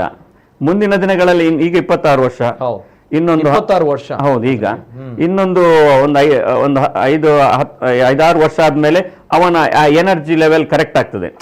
ಆಗ ಒಬ್ಬ ದೊಡ್ಡ ನಾಯಕನಾಗಿ ಬೆಳೆಯುವಂತ ಸಾಧ್ಯತೆ ಇದೆ. ಈಗ ಈ ಸಣ್ಣ ಪುಟ್ಟ ಪುಡಿ ರೌಡಿಗಳ ಒಂದು ಸಹವಾಸದಿಂದಾಗಿ ಅಥವಾ ಒಂದು ಕಾಂಪ್ರಮೈಸ್ ಮಾಡುವಂತ ಒಂದು ಗುಣದಿಂದಾಗಿ ಇಂತಹ ದೊಡ್ಡ ಒಂದು ಒಳ್ಳೆಯ ಭವಿಷ್ಯವನ್ನು ಕಟ್ಟಿಕೊಳ್ಬೇಕಾದಂಥ ಒಬ್ಬ ಯುವಕ ಇಂಥವರ ಒಂದು ಸಹವರ್ತಿಗಳಿಂದಾಗಿ ಅವರ ಜೊತೆಗಿದ್ದವರು ಕೂಡ ಒಂದು ಒಳ್ಳೆಯ ರೀತಿಯಲ್ಲಿ ಹೇಳಿದರೆ ಇಂಥ ಸಂದರ್ಭದಲ್ಲಿ ಈ ರೀತಿ ರಾತ್ರಿ ಕರೆದಾಗ ಹೋಗುವಂಥದ್ದು ಸರಿಯಲ್ಲ. ಒಂದು ನಮ್ಮ ಅಂತ ಅಥವಾ ಈ ಸಾಮಾನ್ಯ ಒಂದು ದೃಷ್ಟಿಕೋನದಲ್ಲಿ ನೋಡುವಾಗ ಹೋಗಬಾರ್ದು ಸೆಕ್ಯೂರಿಟಿ. ಬಟ್ ಇವರು ಹೋದ, ಅದೇ ದೊಡ್ಡ ತಪ್ಪಾಯ್ತು. ಅಂದರೆ ಒಳ್ಳೆ ಪ್ರತಿಭೆ ಇದೆ, ಎನರ್ಜಿ ಇದೆ, ಸಂಘಟನಾ ಗುಣ ಇದೆ, ಆವೇಶ ಇದೆ, ತಾಕತ್ತಿದೆ. ಆದರೆ ಅದನ್ನು ಬಳಸಿಕೊಳ್ಳುವಾಗ ಒಂದು ಸ್ವಲ್ಪ ಮಾರ್ಗದರ್ಶನ, ಕರೆಕ್ಟ್, ಯಾರಾದರೂ ಒಂದು ಹಿರಿಯರ ಮಾರ್ಗದರ್ಶನ, ಇವ್ರು ಹೋಗೋ ಮುಂಚೆ ಯಾರಾದರೂ ಹಿರಿಯ ಹತ್ರ ಕೇಳುವುದಾ, ಅದನ್ನು ಮಾಡಬೇಕಿತ್ತು. ಅದನ್ನು ಮಾಡದೆ ಇವರಾಗೇ ಹೋದ್ರು. ಸುಮ್ಮನೆ ಏನು ಒಂದು ಒಳ್ಳೆಯ ಒಂದು ಹುಲಿ ಸುಮ್ಮನೆ ಈ ಪುಡಿ ರೌಡಿಗಳ ತಲವಾರಿಗೆ ಬಲಿಯಾದದ್ದು ಖಂಡಿತ ಇದೊಂದು ದುರದೃಷ್ಟಕರ. ಸ್ವಲ್ಪ ಅವನಂದ್ರೆ ಕ್ರಿಮಿನಲ್ ಅಂತ ಹೇಳಿದ್ರೆ ಕ್ರಿಮಿನಲ್ ಅಲ್ಲ, ಆದರೆ ಆ ಒಂದು ಹತ್ರ ಏನು ಒಂಥರ ಆವೇಶ, ಗಲಾಟೆ, ಅಂದ್ರೆ ಆ ಒಂದು ಎನರ್ಜಿ ಲೆವೆಲ್ ಇರ್ತದೆ, ಜೋಶ್ ಇರ್ತದೆ. ಹಾಗಂತ ಕ್ರಿಮಿನಲ್ ಕೇಳಿದ್ರಲ್ಲ, ಗಲಾಟೆ ಆಗ್ತದೆ, ಜೋಶ್ ಇದ್ದವರಿಗೆ, ನೇರ ನಡವಳಿಕೆ ಇದ್ದವರಿಗೆ ಗಲಾಟೆಗಳಾಗ್ತವೆ. ಅದೇ ಮೆಂಟಾಲಿಟಿ ಕ್ರಿಮಿನಲ್ ಅಲ್ಲ. ಬಟ್ ಈಗ ಹೊಡೆದವರಿಗೆ ಇದ್ದದ್ದು ಸ್ಪಷ್ಟವಾಗಿ ಒಂದು ಕ್ರಿಮಿನಲ್ ಮೆಂಟಾಲಿಟಿ ಇತ್ತು, ಮತ್ತೆ ದ್ವೇಷ ಇತ್ತು, ಇವನ ಬೆಳವಣಿಗೆ ಮೇಲೆ ಖಂಡಿತ ಮತ್ಸರ ಇತ್ತು ಅಂತ ಆ ಒಂದು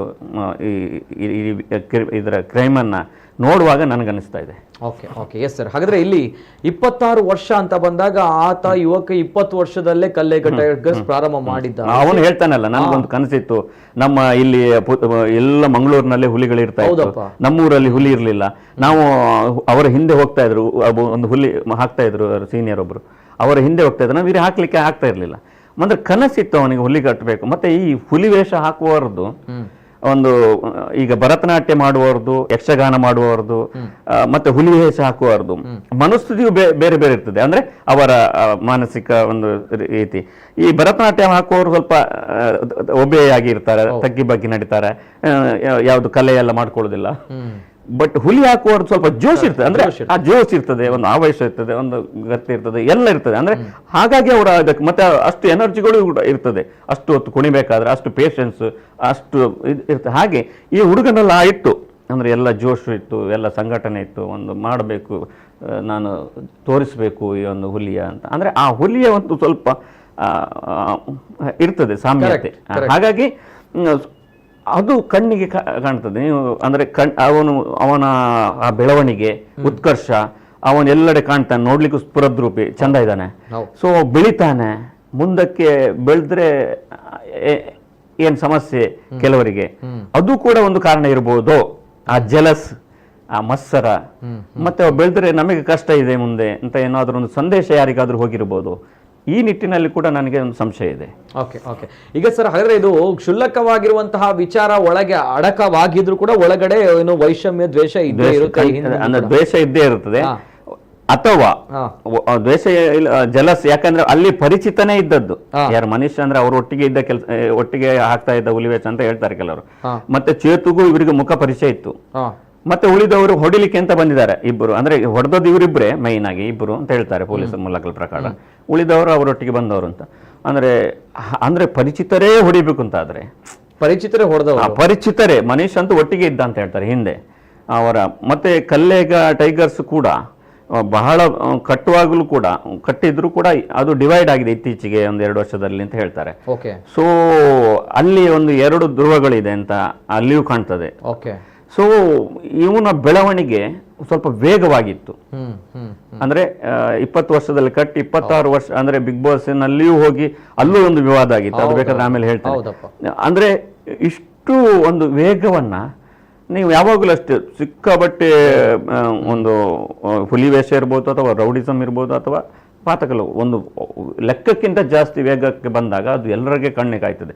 ಹುಲಿ ವೇಷ ಎನ್ನುವಂಥದ್ದು ಒಂದು ಕೆಲವರಿಗೆ ಆಸಕ್ತಿಯ ಕೇಂದ್ರ.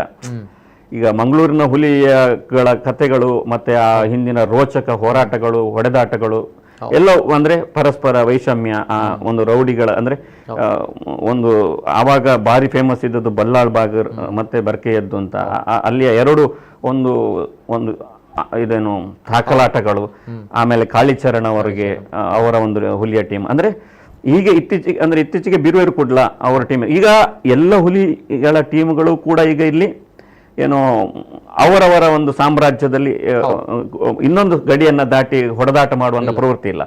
ಅವರವರದೇ ಸಾಮ್ರಾಜ್ಯಗಳು, ಒಂದು ಆ ಕಾಲದ ಹಿಂದಿನ ಒಂದು 30 ವರ್ಷ 15 ವರ್ಷದ ಇವರ ಇತಿಹಾಸದ ಹುಲಿಗಳದ್ದು ಗಲಾಟೆ ಇಲ್ಲ, ಮತ್ತೆ ಸ್ಪರ್ಧೆಗೆಲ್ಲ ಹೋಗುದಿಲ್ಲ. ಅಂದ್ರೆ ಒಂದು ಹಳೆಯ ಸಾಂಪ್ರದಾಯಿಕ ಶೆಲ್ಗತ್ತನ್ನ ಬಿರುವೇರು ಕೂಡ ಅದೇ ತರ ಇದೆ. ಕಾಳಿಚರಣ ಅವರದು, ಬರ್ಕೆಯದ್ದವರದು, ಮತ್ತೆ ಬಲ್ಲಾಳ್ ಬಾಗ್ ಹುಲಿ ಕೂಡ ಅದೇ ರೀತಿ ಇದೆ. ಮತ್ತೆ ಹೊಸ ಯುವಕರ ಟೀಮ್ ಇದೆ ಈಗ, ನಮ್ಮ ಇವರು ಕಲ್ಲೇಗ ಟೈಗರ್ಸ್ ಇದ್ದಾಗೆ ಪೊಳಲಿ ಅಂತ ತುಂಬಾ ಟೀಮ್ಗಳು ಇಲ್ಲೆಲ್ಲ ಇದೆ. ಅವರೆಲ್ಲ ಸ್ಪರ್ಧೆಗೆ ಹೋಗ್ತಾರೆ. ಅಂದ್ರೆ ಅವರು ಆತರ ಸಾಂಪ್ರದಾಯಿಕ ಅಂತ ಈ ತರ ಒಂದು ಯುವ ಒಂದು ಹುಮ್ಮಸ್ಸಿನಲ್ಲಿ ಹೋಗ್ತಾ ಇದ್ದಾರೆ. ಸೊ ಕಲ್ಲೇಗ ಟೈಗರ್ಸ್ ಕೂಡ ಅದೇ ರೀತಿ ಒಂದು ಯುವಕರದ್ದೇ ಟೀಮ್ ಆಗಿತ್ತು, ಒಂದು ಸ್ವಲ್ಪ ಹುಮ್ಮಸ್ಸಿನಿಂದ. ಬಟ್ ಅವರ ಎನರ್ಜಿಯನ್ನ ಒಂದು ಸರಿಯಾದ ದಿಕ್ಕಿನಲ್ಲಿ, ಒಂದು ಒಳ್ಳೆಯ ರೀತಿಯ ನಾಯಕತ್ವದಲ್ಲಿ ಅಥವಾ ನೇತೃತ್ವದಲ್ಲಿ ಯಾರಾದರೂ ಒಂದು ಹಿರಿಯರಿತ್ತಿದ್ರೆ ಇಂಥ ಘಟನೆಗಳಾಗ್ತಾ ಇರಲಿಲ್ಲ. ಇದೊಂದು ದುರದೃಷ್ಟಕರ ಘಟನೆ. ಪೊಲೀಸರು ಇದರ ಹಿಂದೆ ಎಲ್ಲ 4 ದಿಕ್ಕುಗಳಲ್ಲಿ ಆಲೋಚನೆ ಮಾಡಬೇಕು. ಯಾಕಂದರೆ ಒಬ್ಬ ಬೆಳೀತಾ ಇರುವಂತ ಒಂದು ಯುವಕ, ಅವನು ಮಾಡಿದ ತಪ್ಪಾದ್ರೆ ಹೌದು. ಈಗ ಏನು ಇವನು ಅಕ್ಷಯ್ ಏನಾದರೂ ಯಾರಿಗೋ ಹೊಡೆದ, ಚುಡಾಯಿಸಿದೋ, ಕಡ್ದನೋ, ಏನೋ ಮಾಡಿದ್ನೋ ಆದರೆ ವಿಷಯ ಹೌದು, ಏನೋ ಒಂದು ದ್ವೇಷ, ಆಕ್ರೋಶ ಆ ಕ್ಷಣದಲ್ಲಿ. ಇದು ಯಾರೋ ಸ್ಕೂಟಿಯವನು ಹೋಗ್ತಾ ಇದ್ದ, ಇನ್ನು ಪಾದಾಚಾರಿಗೆ ಹೊಡೆದ, ಅವರಿಬ್ಬರು ಮನೇಲಿ ಹೋಗಿ ಮಲಗಿದ್ದಾರೆ ಆರಾಮದಲ್ಲಿ. ಈಗ ಸ್ಕೂಟಿಯವನು ಒಬ್ಬ ಸ್ಕೂಟಿಯನ್ನು ಹೋಗ್ತಾ ಇದ್ದ, ಅಲ್ಲ ಸ್ಕೂಟಿಯನ್ನು ಹೋಗುವಾಗ ಪಾದಾಚಾರಿಗೆ ಯಾರಿಗೋ ನಡ್ಕೊಂಡು ಹೋಗುವವನಿಗೆ ಆಗಿದೆ. ಆ ಗಲಾಟೆಯನ್ನ ಇವರು ಯಾರು ಅಕ್ಷಯ ಕಲ್ಲೇಗ ಇವನಿಗೆ ಪಾದಾಚಾರಿಗೆ ಅನ್ನೋ ಪರಿಚಯ ಅಂತೆ. ಓಕೆ, ನಮಗೆ ಅಂದ್ರೆ ಪೊಲೀಸರು ನನಗೆ ಹೇಳಿದಂತ ಮಾಹಿತಿ ಪ್ರಕಾರ ಅವನು ಕರೆದಂತೆ, ಇವರಿಬ್ಬರು ಕಾಂಪ್ರಮೈಸ್ ಮಾಡಿದ್ರು.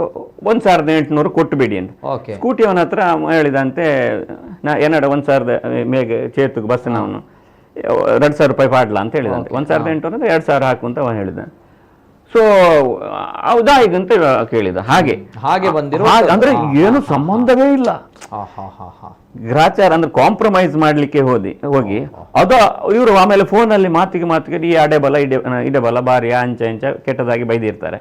ಈ ಅಂದ್ರೆ ನಾನು ಒಂದು ಈ ನಾನು ಅದೇ ರಸ್ತೆ ಗಲಾಟೆಗಳು, ಏನು ಕಾರ್, ಈ ಸಣ್ಣ ಪುಟ್ಟ ತರಚುವಂತ ಗುದ್ದುವಂತ ಬಸ್ ಅಥವಾ ಕಾರು, ಇಂಥ ಗಲಾಟೆಗಳು ರಸ್ತೆಯಲ್ಲಿ ಮಾಡಿದರೆ ಎಷ್ಟೊಂದು ಡೇಂಜರ್ ಆಗ್ತದೆ ಅಂದ್ರೆ ಎನ್ನುವುದು ನಾವು ನೋಡಿದ್ದೇವೆ. ಬಟ್ ಇದು ಅಲ್ಲಿ ಗಲಾಟೆ ನಂತರ ಇಲ್ಲಿಗೆ ಬಾ ಅಂತ ಹೇಳಿ ಒಂದು ಅನ್ಯಾಯವಾಗಿ ಒಂದು ಒಳ್ಳೆಯ ಭವಿಷ್ಯ ಇತ್ತು ಅವನಿಗೆ ಮುಂದಿನ ದಿನಗಳಲ್ಲಿ. ಎನರ್ಜಿ ಖಂಡಿತ ಸಾಫ್ಟ್ ಆಗ್ತಿತ್ತು. ಮುಂದಿನ ದಿನಗಳಲ್ಲಿ ಒಂದು ಒಳ್ಳೆ ನಾಯಕನಾಗ್ತಿದ್ದ.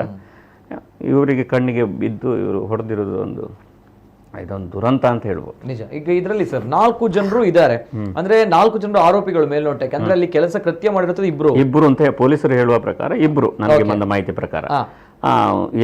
ಯಾರು ಚೇತು ಮತ್ತೆ ಮನೀಶ್ ಅಂತ ತಲ್ವಾರಲ್ಲಿ ಕರೆದದ್ದು ಅವರಿಬ್ಬರೇ ನೇತೃತ್ವ ವಹಿಸಿದ್ದಾರೆ ಅಂತ ಹೇಳ್ತಾರೆ. ಅಂದ್ರೆ ಮೊದಲೇ ರೆಡಿಯಾಗಿ ಬಂದಿದ್ರು. ತಲ್ವಾರ್ ಬಾ ಅಂತ ಹೇಳಿದ್ಮೇಲೆ ಇವರು ಹೊಡೆದಾಟಕ್ಕೆ, ಇವರು ಹೋದದ್ದು ಮತ್ತೆ ಯಾಕೆ ಇಬ್ಬರೇ ಹೋದದ್ದು, ಇವ್ರು ಮಾತ್ರ ಇಬ್ಬರು ಹೋದದ್ದು, ಏನು ಅಂತದ್ದು ಯಾವ್ದು ತಲೆಯಲ್ಲಿಲ್ಲ. ಯುವಕ ಗಟ್ಟಿದಾನ, ಎಂಜಿನ ಹಾಕೊಂಡು ತೂಕ, ಎಂಜಿನ ಬಾರಿ ಉಂಡ ತಂಕೊಂಡ ಅಂತ. ಅಲ್ಲಿ ಹೋದಾಗ ಇವರು ರೆಡಿಯಾಗಿ ಹತಾರಿಯಿಂದ ಬಂದಿದ್ರು. ಸೊ ಅವರು ಏನು ರೆಡಿಯಾಗಿದ್ದಾರೆ ಹೇಳಿದ್ರೆ ಗಾಂಜಾ ಮತ್ತಿನಲ್ಲಿ ಇರ್ಬೋದು, ಅಥವಾ ಇವ್ರ ಬಗ್ಗೆ ಇವನು ಯಾರು ಅಂತ ಗೊತ್ತಾಗಿ ಇವರಿಗೆ ಏನೋ ಫೀಡ್ಬ್ಯಾಕ್ ಬಂದು ಇವನನ್ನು ಮುಗಿಸಿ ಬಿಡುವಂಥವ್ರು ಬಂದಿರ್ಬೋದು. ಸೊ ಅವರನ್ನು ಸರಿಯಾಗಿ ಏನು ತನಿಖೆ ಮಾಡಿದರೆ ಆರೋಪಿಗಳನ್ನು ಒಂದು 2 ದಿನ 3 ದಿನ ಕಸ್ಟಡಿಗೆ ತಗೊಂಡು ಮಾಡಿದರೆ ಖಂಡಿತ ಇದರ ಹಿಂದೆ ಯಾರಾದರೂ ಇದ್ರೂ ಕೂಡ ಹೊರಗೆ ಬರ್ಬೋದು. ಇದರ ಹಿಂದೆ ಯಾರಾದ್ರೂ ಇರಬಹುದು. ಅಲ್ಲ ಅಂದ್ರೆ ಅಷ್ಟು ಸಡನ್ ಪ್ರೊವೊಕೇಶನ್ ಆ ಸ್ಪಾಟ್ ಅಲ್ಲಿ ಆದಲ್ಲ, ಕರ್ದು ಹೊಡೆದದ್ದು ಪರಿಚಯದವರು. ಸ್ಪಷ್ಟವಾಗಿ ಹೇಳಿದ್ರೆ ಹಿಂದೆ ಒಟ್ಟಿಗೆ ಇದ್ದ ಮನೀಶ್ ಅಂತ ಹೇಳ್ತಾರೆ.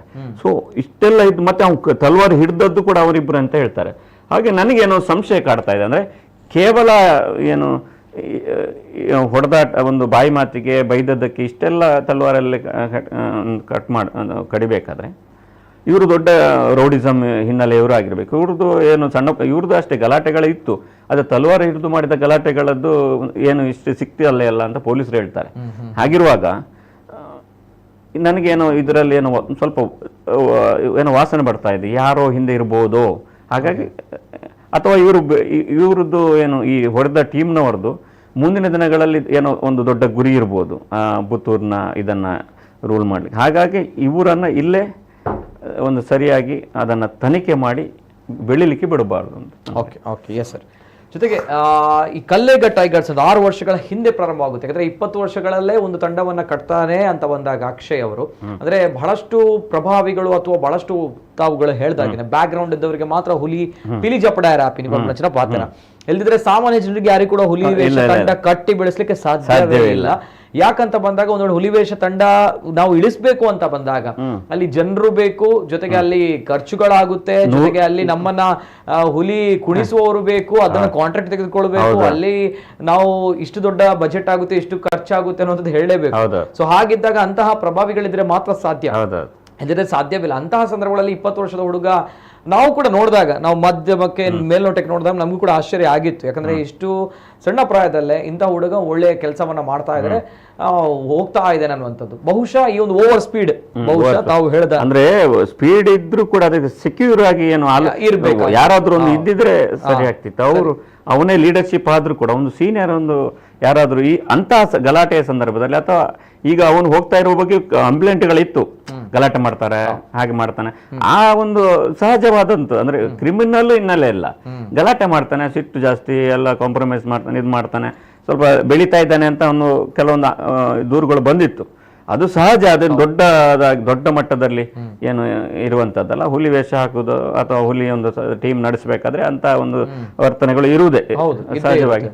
ಆದ್ರೆ ಇನ್ನು ಬಾಳಿ ಬದುಕಬೇಕಾಗಿರುವಂತಹ ಯುವಕ ನೋ ಡೌಟ್ ಆ ಒಂದು ವಿಚಾರಗಳಲ್ಲಿ. ಯಾಕಂದ್ರೆ ಒಂದು ಒಳ್ಳೆಯ ಸ್ಟೆಪ್ ಅನ್ನು ತೆಗೆದುಕೊಂಡಿದ್ದು, ಚಾಲೆಂಜಿಂಗ್ ಆಗಿರುವಂತಹ ಸ್ಟೆಪ್ ಅನ್ನು ತೆಗೆದುಕೊಂಡಿದ್ದ. ಬಹಳಷ್ಟು ಜನರು ಹೇಳ್ತಾ ಇದ್ರು ಸಣ್ಣ ಪ್ರಾಯದಲ್ಲೇ ಈ ಒಂದು ಸಾಧನೆಯನ್ನ ಮಾಡಿದ್ದಾನೆ, ಕಲಾಕ್ಷೇತ್ರದಲ್ಲಿ ಸಾಧನೆಯನ್ನ ಮಾಡಿದ. ಅದ್ರಲ್ಲೂ ಕೂಡ ಹುಲಿ ಕುಣಿಸುವಂತದ್ದು ಅಥವಾ ಹುಲಿ ತಂಡ ಕಟ್ಟುವಂಥದ್ದು ನಮ್ಮ ತುಳುನಾಡಿನಲ್ಲಿ ತಮಾಷೆಯ ವಿಚಾರವೇ ಅಲ್ಲ. ಆ ಒಂದು ವಿಚಾರದಲ್ಲಿ ಅಕ್ಷಯ್ ಗೆದ್ದಿದ್ದ ಕೂಡ ಹೌದು, ಪ್ರಶಂಸೆಗೆ ಪಾತ್ರವಾಗಿದ್ದ. ನೋಡೋಣ ಒಂದು ವಿಚಾರಗಳಲ್ಲಿ. ಅದರಲ್ಲೂ ಕೂಡ ಬಿಗ್ ಬಾಸ್ ಅನ್ನುವಂತಹ ಕನ್ನಡದ ರಿಯಾಲಿಟಿ ಶೋ, ಆ ರಿಯಾಲಿಟಿ ಶೋ ಅಲ್ಲೂ ಕೂಡ ಹೋಗಿದ್ದ. ಇದೇ ಕಲ್ಲೇಗ ಟೈಗರ್ಸ್ ಟೀಮ್ ಹೋಗಿತ್ತು, ಜೊತೆಗೆ ಅಕ್ಷಯ್ ಕೂಡ ಹೋಗಿದ್ದ. ಅದು ಕೂಡ ವಿವಾದ ಆಗಿತ್ತು. ಅದೊಂದು ಅದರ ಬಗ್ಗೆ ಬೇಕಾದ್ರೆ ಸರ್ ಬಿಫೋರ್ ದಟ್ ಆ ಒಂದು ದೃಶ್ಯಾವಳಿಗಳನ್ನ ನೋಡ್ಕೊಂಡು ಮತ್ತೆ ಬರೋಣ. ಎಸ್, ಕಲ್ಲೇಗ ಟೈಗರ್ಸ್ ಒಂದ್ಸಲ ಆ ಒಂದು ದೃಶ್ಯಾವಳಿಗಳನ್ನ ಅವತ್ತು ರೂಪೇಶ್ ಶೆಟ್ರು ಬಿಗ್ ಬಾಸ್ ಅಲ್ಲಿ ಇದ್ದಾಗ ಕಲ್ಲೇಗ ಟೀಮ್ ಆ ಸಂದರ್ಭ ಬಿಗ್ ಬಾಸ್ಗೆ ಹೋಗಿತ್ತು. ಬಹಳಷ್ಟು ಚರ್ಚೆ ಆಗಿತ್ತು, ಜೊತೆಗೆ ವಿವಾದಕ್ಕೂ ಕೂಡ ಕಾರಣವಾಗಿತ್ತು. ನೋಡ್ಕೊಂಬ.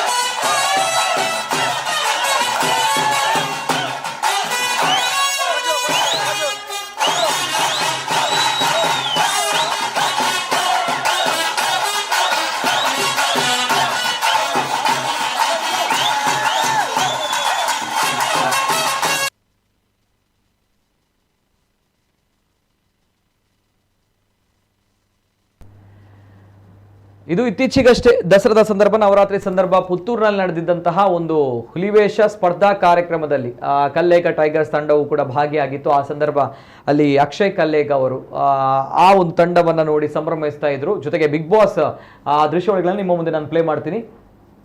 Okay, yes sir, before that yes big boss ನ ವಿಚಾರವಾಗಿ ಕೂಡ ಬಹಳಷ್ಟು ಚರ್ಚೆ ಆಗಿತ್ತು. ಅಲ್ಲಿ ಅಕ್ಷಯ್ ಕಲ್ಲೇಗ ಮಾಧ್ಯಮ ಲೋಕಕ್ಕೆ ಮುನ್ನೆಲೆಗೆ ಬಂದು ಅದು ಆಕ್ಚುಲಿ ನಮ್ಮ ರೂಪೇಶ್ ಇಲ್ಲಿ ನಮ್ಮ ಈ ಕರಾವಳಿಯಲ್ಲಿ ಆರ್ಜೆ ಆಗಿದ್ರು, ಮತ್ತೆ ಸಿನಿಮಾದಲ್ಲಿ ಮಿಂಚಿದ್ರು ಆರ್ಜೆ ರೂಪೇಶ್. ಮತ್ತೆ ಬಿಗ್ ಬಾಸ್ ಅಲ್ಲಿ ಅವರು ವಿನ್ನರ್ ಆಗುವ ಆ ಸಂದರ್ಭದಲ್ಲಿ ಅವರು ಹುಲಿವೇಷವನ್ನು ಮಂಗಳೂರಿದ್ದ ಹುಲಿವೇಷವನ್ನು ಮಾಡಬೇಕು ಅಂತ ಆದಾಗ ರೂಪೇಶ್ ಅವರು ಇವರು ಇಲ್ಲಿ ಹುಲಿವೇಷ ಅಂದ್ರೆ ಆವಾಗ ಬಿರುವೇರು ಕೊಡ್ಲ, ಯಾಕಂದ್ರೆ ರೂಪೇಶ್ ಅವರ ಗೆಳೆಯ ಮತ್ತೆ ಫಿಲ್ಮ್ ಆಕ್ಟರ್ ಉದಯ ಪೂಜಾರಿ ಕೂಡ ಫಿಲ್ಮ್ ಆಕ್ಟರ್ ಆಗಿದ್ರು. ಹಾಗೆ ಅವರೊಬ್ರು ಅದರಲ್ಲಿ ಕ್ರಿಕೆಟ್ ಎಲ್ಲ ಆಡ್ತಾ ಇರುವಾಗ ಹಾಗೆ ಇವರಿಗೆ ಉದಯ ಪೂಜಾರಿ ಅವರಿಗೆ ಹೇಳಿದ್ರು. ಉದಯ ಪೂಜಾರಿ ಅವರು ಅವರ ಇನ್ನೊಂದು ಕುಳ್ಳ ಒಬ್ಬ ಹುಲಿ ಇದ್ದಾನೆ, ಅವರಿಗೆ ಹೇಳಿ ಅವ್ರ ಮೂಲಕ ಅಕ್ಷಯ್ ಇದ್ದು ಪರಿಚಯ ಆಗಿ, ಅಂದ್ರೆ ಇವ್ರ ಹತ್ರ 150 ಜನ ಹುಲಿಗಳಿದ್ದಾರೆ ಉದಯ ಪೂಜಾರಿ ಹತ್ರ. ಅಂದ್ರೆ ಅವರು ಎಲ್ಲರನ್ನು ಇನ್ವಾಲ್ವ್ ಮಾಡ್ತಾರೆ, ಇವನ್ ಕಿಶೋರ್ ಅವರು ಇವರೆಲ್ಲ. ಸೊ ಅಲ್ಲಿ ಬಿಗ್ ಬಾಸ್ ಕಳಿಸುವಾಗ ಒಂದು ಕೆಲವರನ್ನು ಸೆಲೆಕ್ಟ್ ಮಾಡಿ ಇವರು ಕಳಿಸಿದ್ರು. ಇವನಿಗೆ ಮತ್ತೆ ಅಕ್ಷಯ್ಗೂ ಕೂಡ ಕಳಿಸಿದ್ರು. ಬಟ್ ಅಕ್ಷಯ್ ಏನು ಮಾಡಿದ ಹೇಳಿದ್ರೆ ನಮ್ಮದೇ ಟೀಮು ಅಂತ ಅಲ್ಲಿ, ಅಂದ್ರೆ ಅವರ ಟೀಮ್ನ ಜಾಸ್ತಿ ಜನ ಇದು ಮಾಡ್ಕೊಂಡು ಅವ್ರದೇ ಟೀಮ್ ಅಂತ ಹೇಳ್ಕೊಂಡು ಅವ್ರು ಹೋದ್ರು. ಆಗ ಸಹಜವಾಗಿ ಹೇಳಿದ್ದು ಉದಯ ಬಿರುವೇರು ಕುಡ್ಲದ ಟೀಮ್ನಿಗೆ.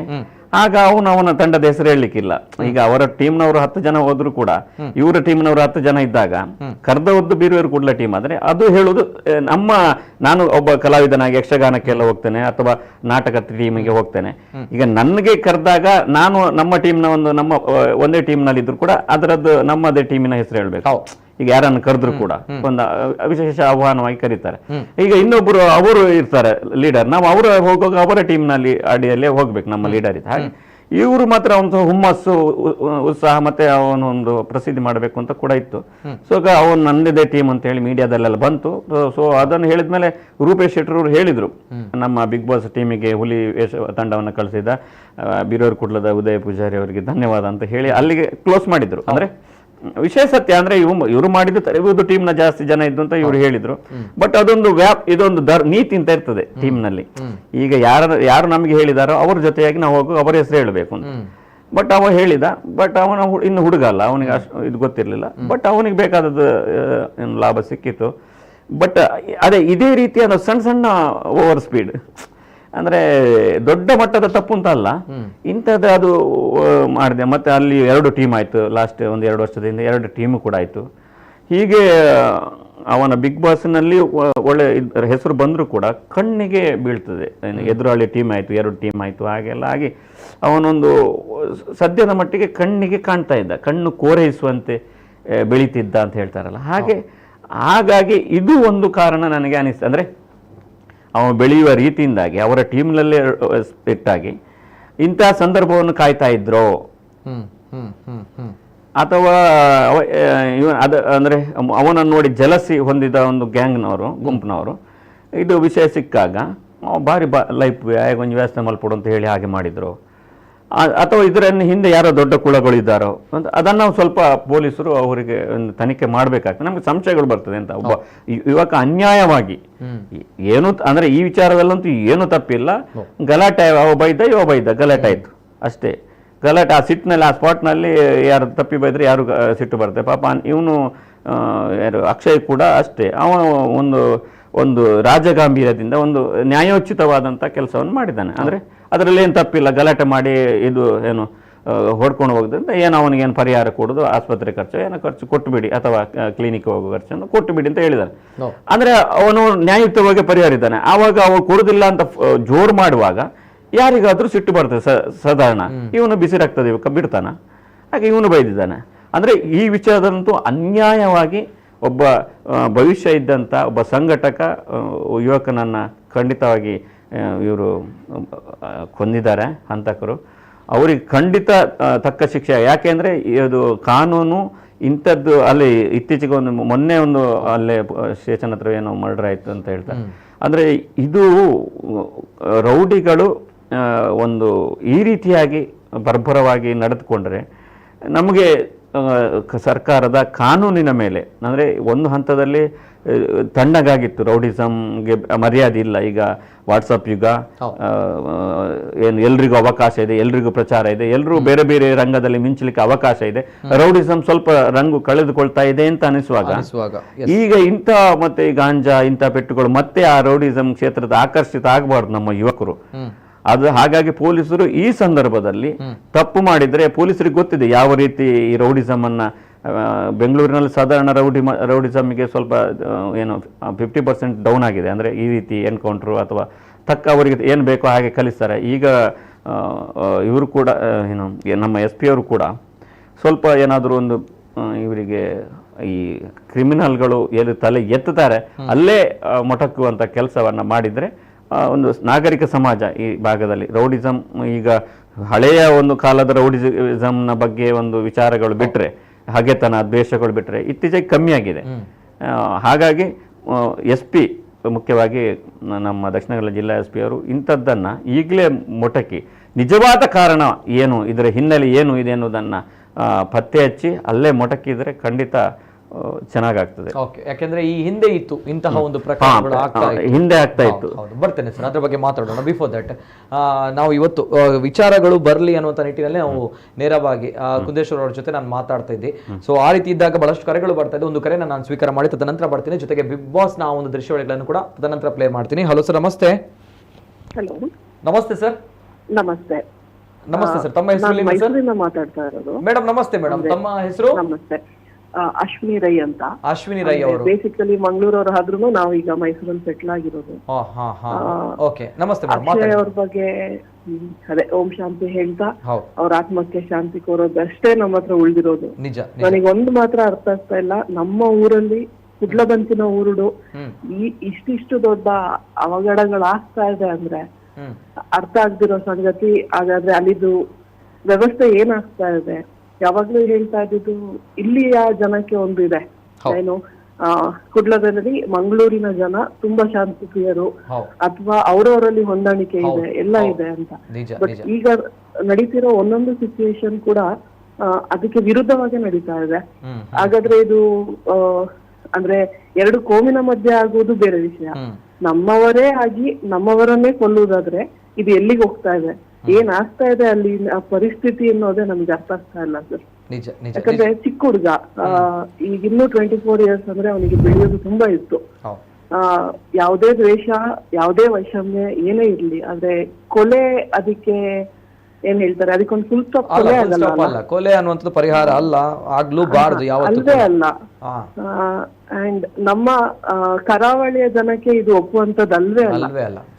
ಹಾಗಾಗಿ ಸರ್ ಹೇಳ್ದಂಗೆ ಅಲ್ಲಿ SP ಏನಾದ್ರೂ ಒಂದು ಇದಕ್ಕೆ ಒಂದು ಸೊಲ್ಯೂಷನ್ ಕೊಡ್ಲೇಬೇಕು. ಈಗ ಸರ್ ಹೇಳ್ತಾ ಇದ್ರು ಬೆಂಗಳೂರು ಮೈಸೂರಿನಂತ ಜಾಗದಲ್ಲಿ ಇಲ್ಲ, ಪುಂಡರ್ ಇಲ್ಲ, ಈಗ ಆಲ್ಮೋಸ್ಟ್ ಮಟ್ಟ ಹಾಕಿದ್ದಾರೆ.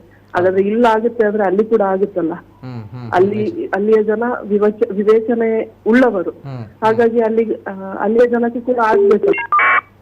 ಎರಡು ಕೋಮಿನ ಮಧ್ಯೆ ನಡೀತಾ ಇದ್ದೀವಿ, ಈಗ ನಮ್ಮ ಕೋಮಿನವರೇ ನಮ್ಮವರೇ ಆಗಿ ಅಥವಾ ಯಾರೇ ಆಗ್ಲಿ ಒಬ್ಬ ಮನುಷ್ಯನನ್ನು ಕೊಲ್ಲುವಂತ ರೈಟ್ಸ್ ಯಾರಿಗೂ ಕೂಡ ಇಲ್ಲ, ಯಾವತ್ತೂ ಕೂಡ ಇಲ್ಲ. ಹೌದು, ಸತ್ಯ ತಪ್ಪಲ್ವಾ? ನಾನ್ ಹೇಳೋದು ಆ ಜೀವ ಹೋಯ್ತು, ಅಪ್ಪ ಅಮ್ಮನಿಗೆ ಯಾರು ತಂದು ಕೊಡ್ತಾರೆ ಆ ಜೀವ? ನಿಜ ನಮ್ಮ ಮಾತುಗಳು ಕೂಡ ಅದೇ ಮೇಡಮ್. ಯಾಕಂದ್ರೆ ಅಪ್ಪ ಅಮ್ಮ ಅವರ ಒಂದು ಅವರ ಒಂದು ಬೇಸರ ಇದೆಯಲ್ಲ, ಅವರ ಒಂದು ದುಃಖ ಇದೆಯಲ್ಲ, ಆ ಒಂದು ಯಾರು ಪೂರೈಸ್ಲಿಕ್ಕೆ ಸಾಧ್ಯನೇ ಇಲ್ಲ ಅಲ್ಲ. ನಮ್ಮ ವಯಸ್ಸನ್ನು ಏನೇ ಇರ್ಬೋದು, ನಿಜ, ಒಂದು ತಾಯಿಯಾಗಿ ನನಗೆ ಆ ತಾಯಿಯ ನೋವು ಅರ್ಥ ಆಗ್ತದೆ. ಸತ್ಯ. ಅಷ್ಟು ನೋವು ಕೊಡುವಂತ ಅವಶ್ಯಕತೆ ಇಲ್ಲ ಅಲ್ಲ, ಮಾತಲ್ಲಿ ಮುಗಿಸ್ಬೋದು. ಸರ್ ಹೇಳ್ದಂಗೆ ಕೂತು ತೀರ್ಮಾನ ಮಾಡ್ಬೋದು. 1000 ದಾರಿ ಇರೋ ಕಡೆ ಇಲ್ಲ, ನೀವು ಏನ್ ಹೇಳ್ತಾರೆ ಸ್ಟೇಷನ್ ಅಲ್ಲಿ ಕಂಪ್ಲೇಂಟ್ ಕೊಟ್ಟು ಕೂಡ ಸಾಲ್ವ್ ಮಾಡ್ಬೋದು. ಅದು ಬಿಟ್ಟು ಒಂದು ಕೊಲೆ ಮಟ್ಟಕ್ಕೆ ಹೋಗ್ತಾ ಇದೆ ಅಂದ್ರೆ ಅಲ್ಲಿನವರೇ, ಅಲ್ಲಿಯ ಪೊಲಿಟಿಷಿಯನ್ಸ್ ಇದಕ್ಕೇನಾದ್ರು ಮಾಡ್ಬೇಕು.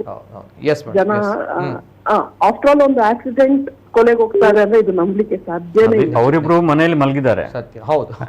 ಅವರಿಬ್ರು ಮನೆಯಲ್ಲಿ ಆಕ್ಸಿಡೆಂಟ್ ಏನಾಯ್ತು ನೋಡಿ, ಅವರಿಬ್ರು ಕೂಡ ಮನೇಲಿ ಇದ್ದಾರೆ, ಮಲಗಿದ್ದಾರೆ. ಇವರು ರಾತ್ರಿ ಆಗಿರುವಂತದ್ದು ಇವ್ರುಗಳು. ಸರಿ. And accident is not the reason ಅಲ್ವಾ? ನಾವು ನಾರ್ಮಲ್ ಮನುಷ್ಯರಾಗಿ ಕೂಡ ಅರ್ಥ ಆಗುತ್ತೆ. 1000 ಆಕ್ಸಿಡೆಂಟ್ ಆಗ್ತದೆ ಸರ್ ರೋಡ್ ಅಲ್ಲಿ, ಹಾಗಾದ್ರೆ ಕೊಲೆ ಆಗ್ತದ? ನಿಜ. ಎಸ್ ಮೇಡಮ್, ಥ್ಯಾಂಕ್ ಯು, ಧನ್ಯವಾದಗಳು ಅಶ್ವಿನಿ ಅವರೇ. ಒಂದು ಮಾತನ್ನ ಹೇಳಿದ್ರಿ ತಾವು, ಅಂದ್ರೆ ಕುಡ್ಲದ ಕುಲ್ಪನ್ನಾಗ ಮಸ್ತ್ ಕನ್ಸರ್ನ್, ದಯೆ, ಕರುಣೆ ಅನ್ನೋದು ಬಹಳಷ್ಟು ಜಾಸ್ತಿ, ನೋ ಡೌಟ್ ಆ ಒಂದು ವಿಚಾರಗಳಲ್ಲಿ. ಅದರಲ್ಲೂ ಕೂಡ ನಮ್ಮವರು ಅಂತ ಬಂದಾಗ ನಾವು ಯಾರನ್ನು ಕೂಡ ಬಿಟ್ಟು ಕೊಡಲ್ಲ. ಅಂದರೆ ಈ ಒಂದು ಪರಿಸ್ಥಿತಿ ಈ ರೀತಿ ಆಯಿತು ಅಂತ ಬಂದಾಗ ಬಹಳಷ್ಟು ಬೇಸರ ಇದೆ ಅನ್ನೋದು ಮೈಸೂರಿನಲ್ಲಿ ನೆಲೆಸಿರುವಂತಹ ನಮ್ಮ ತುಳುನಾಡಿನವರು ಹೇಳುವಂಥ ಮಾತು ಅಶ್ವಿನಿ ಮೇಡಮ್ ಅವರು. ಜೊತೆಗೆ ಸರ್, ಇಲ್ಲಿ ಬರುವಂತಹ ಪ್ರಶ್ನೆ, ಬಹುಶಃ ಇದೆಲ್ಲ ವಿಚಾರವಾಗಿ ನಾವು ನೋಡಿದಾಗ ಹುಲಿವೇಷ ತಂಡ ಕಟ್ಟಿದ್ದೇ ಬಹಳಷ್ಟು ಸಮಸ್ಯೆ ಆಯ್ತಾ ಅನ್ನುವಂಥ ಪ್ರಶ್ನೆ ಬರುತ್ತೆ. ಯಾಕಂದ್ರೆ ಹುಲಿವೇಷ ತಂಡ ಅಂತ ಬಂದಾಗ ನಾವು ಆಗ್ಲೇ ಹೇಳಿದಾಗ ಒಂದು ಬ್ರ್ಯಾಂಡ್ ಅಂತ ಕರಿತೀವಿ, ಪ್ರಭಾವಿಗಳಿಗೆ ಮಾತ್ರ ಸೀಮಿತ ಅಂತ ನಾವು ಕರಿತೀವಿ. ಹಾಗಿದ್ದಾಗ ಅದೇ ಒಂದು ಸಮಸ್ಯೆ ಆಯ್ತಾ ಅನ್ನುವಂಥ ಪ್ರಶ್ನೆಗಳು ಬರುತ್ತೆ. ಈಗ ಹುಲಿವೇಷ ಅಂತ ಹೇಳಿದ್ರೆ ನಮಗೆ ನಾವೆಲ್ಲ ನೋಡ್ತಾ ಇದ್ದಾಗೆ ಬರ್ಕೆ ಎದ್ದವರದು ಸ್ವಲ್ಪ ಇಲ್ಲಿಯ ಒಂದು 30 ವರ್ಷ 3 ದಶಕಗಳಿಂದ ಬಹುಶಃ ಈ ಒಂದು ಹೆಸರು ಮಾಡಿದಂಥ ಹುಲಿ. ಆಮೇಲೆ ಬಲ್ಲಾಲ್ ಬಾಗ್ ಹುಲಿ, ವಾಮಂಜೂರು ರೋಹಿ, ಆಮೇಲೆ ಕಾಳಿಚರಣ್ ಅವರದೊಂದು ಹುಲಿ, ಕಮಲಾಕ್ಷ ಬಜಲಕಿರಿ ಕಮಲಾಕ್ಷ ಅವರದ್ದು. ಹೀಗೆ ಹುಲಿಗಳ ಹಿನ್ನೆಲೆ ಅಂದ್ರೆ ಒಂದು ಅದಟತನ, ಒಂದು ಗತ್ತು, ಒಂದು ಹೋರಾಟ, ಹುಲಿಯಾಗೆ ಅಂದ್ರೆ ಹಾಗೆ ಇತ್ತು. ಅಂದ್ರೆ ಎಲ್ಲರೂ ಹೆದರ್ತಾ ಇದ್ರು, ಈಗ ಬಲ್ಲಾಳ್ಬಾಗ್ ರಘು ಅವ್ರದ್ದೆಲ್ಲ ಒಂದು ಎದ್ದು ಇವ್ರದೆಲ್ಲ ಒಂದು ಎಕ್ಕುರು ಬಾಬಾನಲ್ಲಿ ಏನ್ ಹೇಳಿದ್ರೆ ಹುಲಿ ವೇಷ ಮಾಡ್ತಾರಲ್ಲ, ಬಟ್ ಅವರಲ್ಲಿ ಹೋಗಿ ಹುಲಿಗಳು ಕುಣಿಬೇಕು ಆತರ ಒಂದು ಗತ್ತಿ ಸಪೋರ್ಟ್ ಮಾಡ್ತಾ ಇದ್ರು.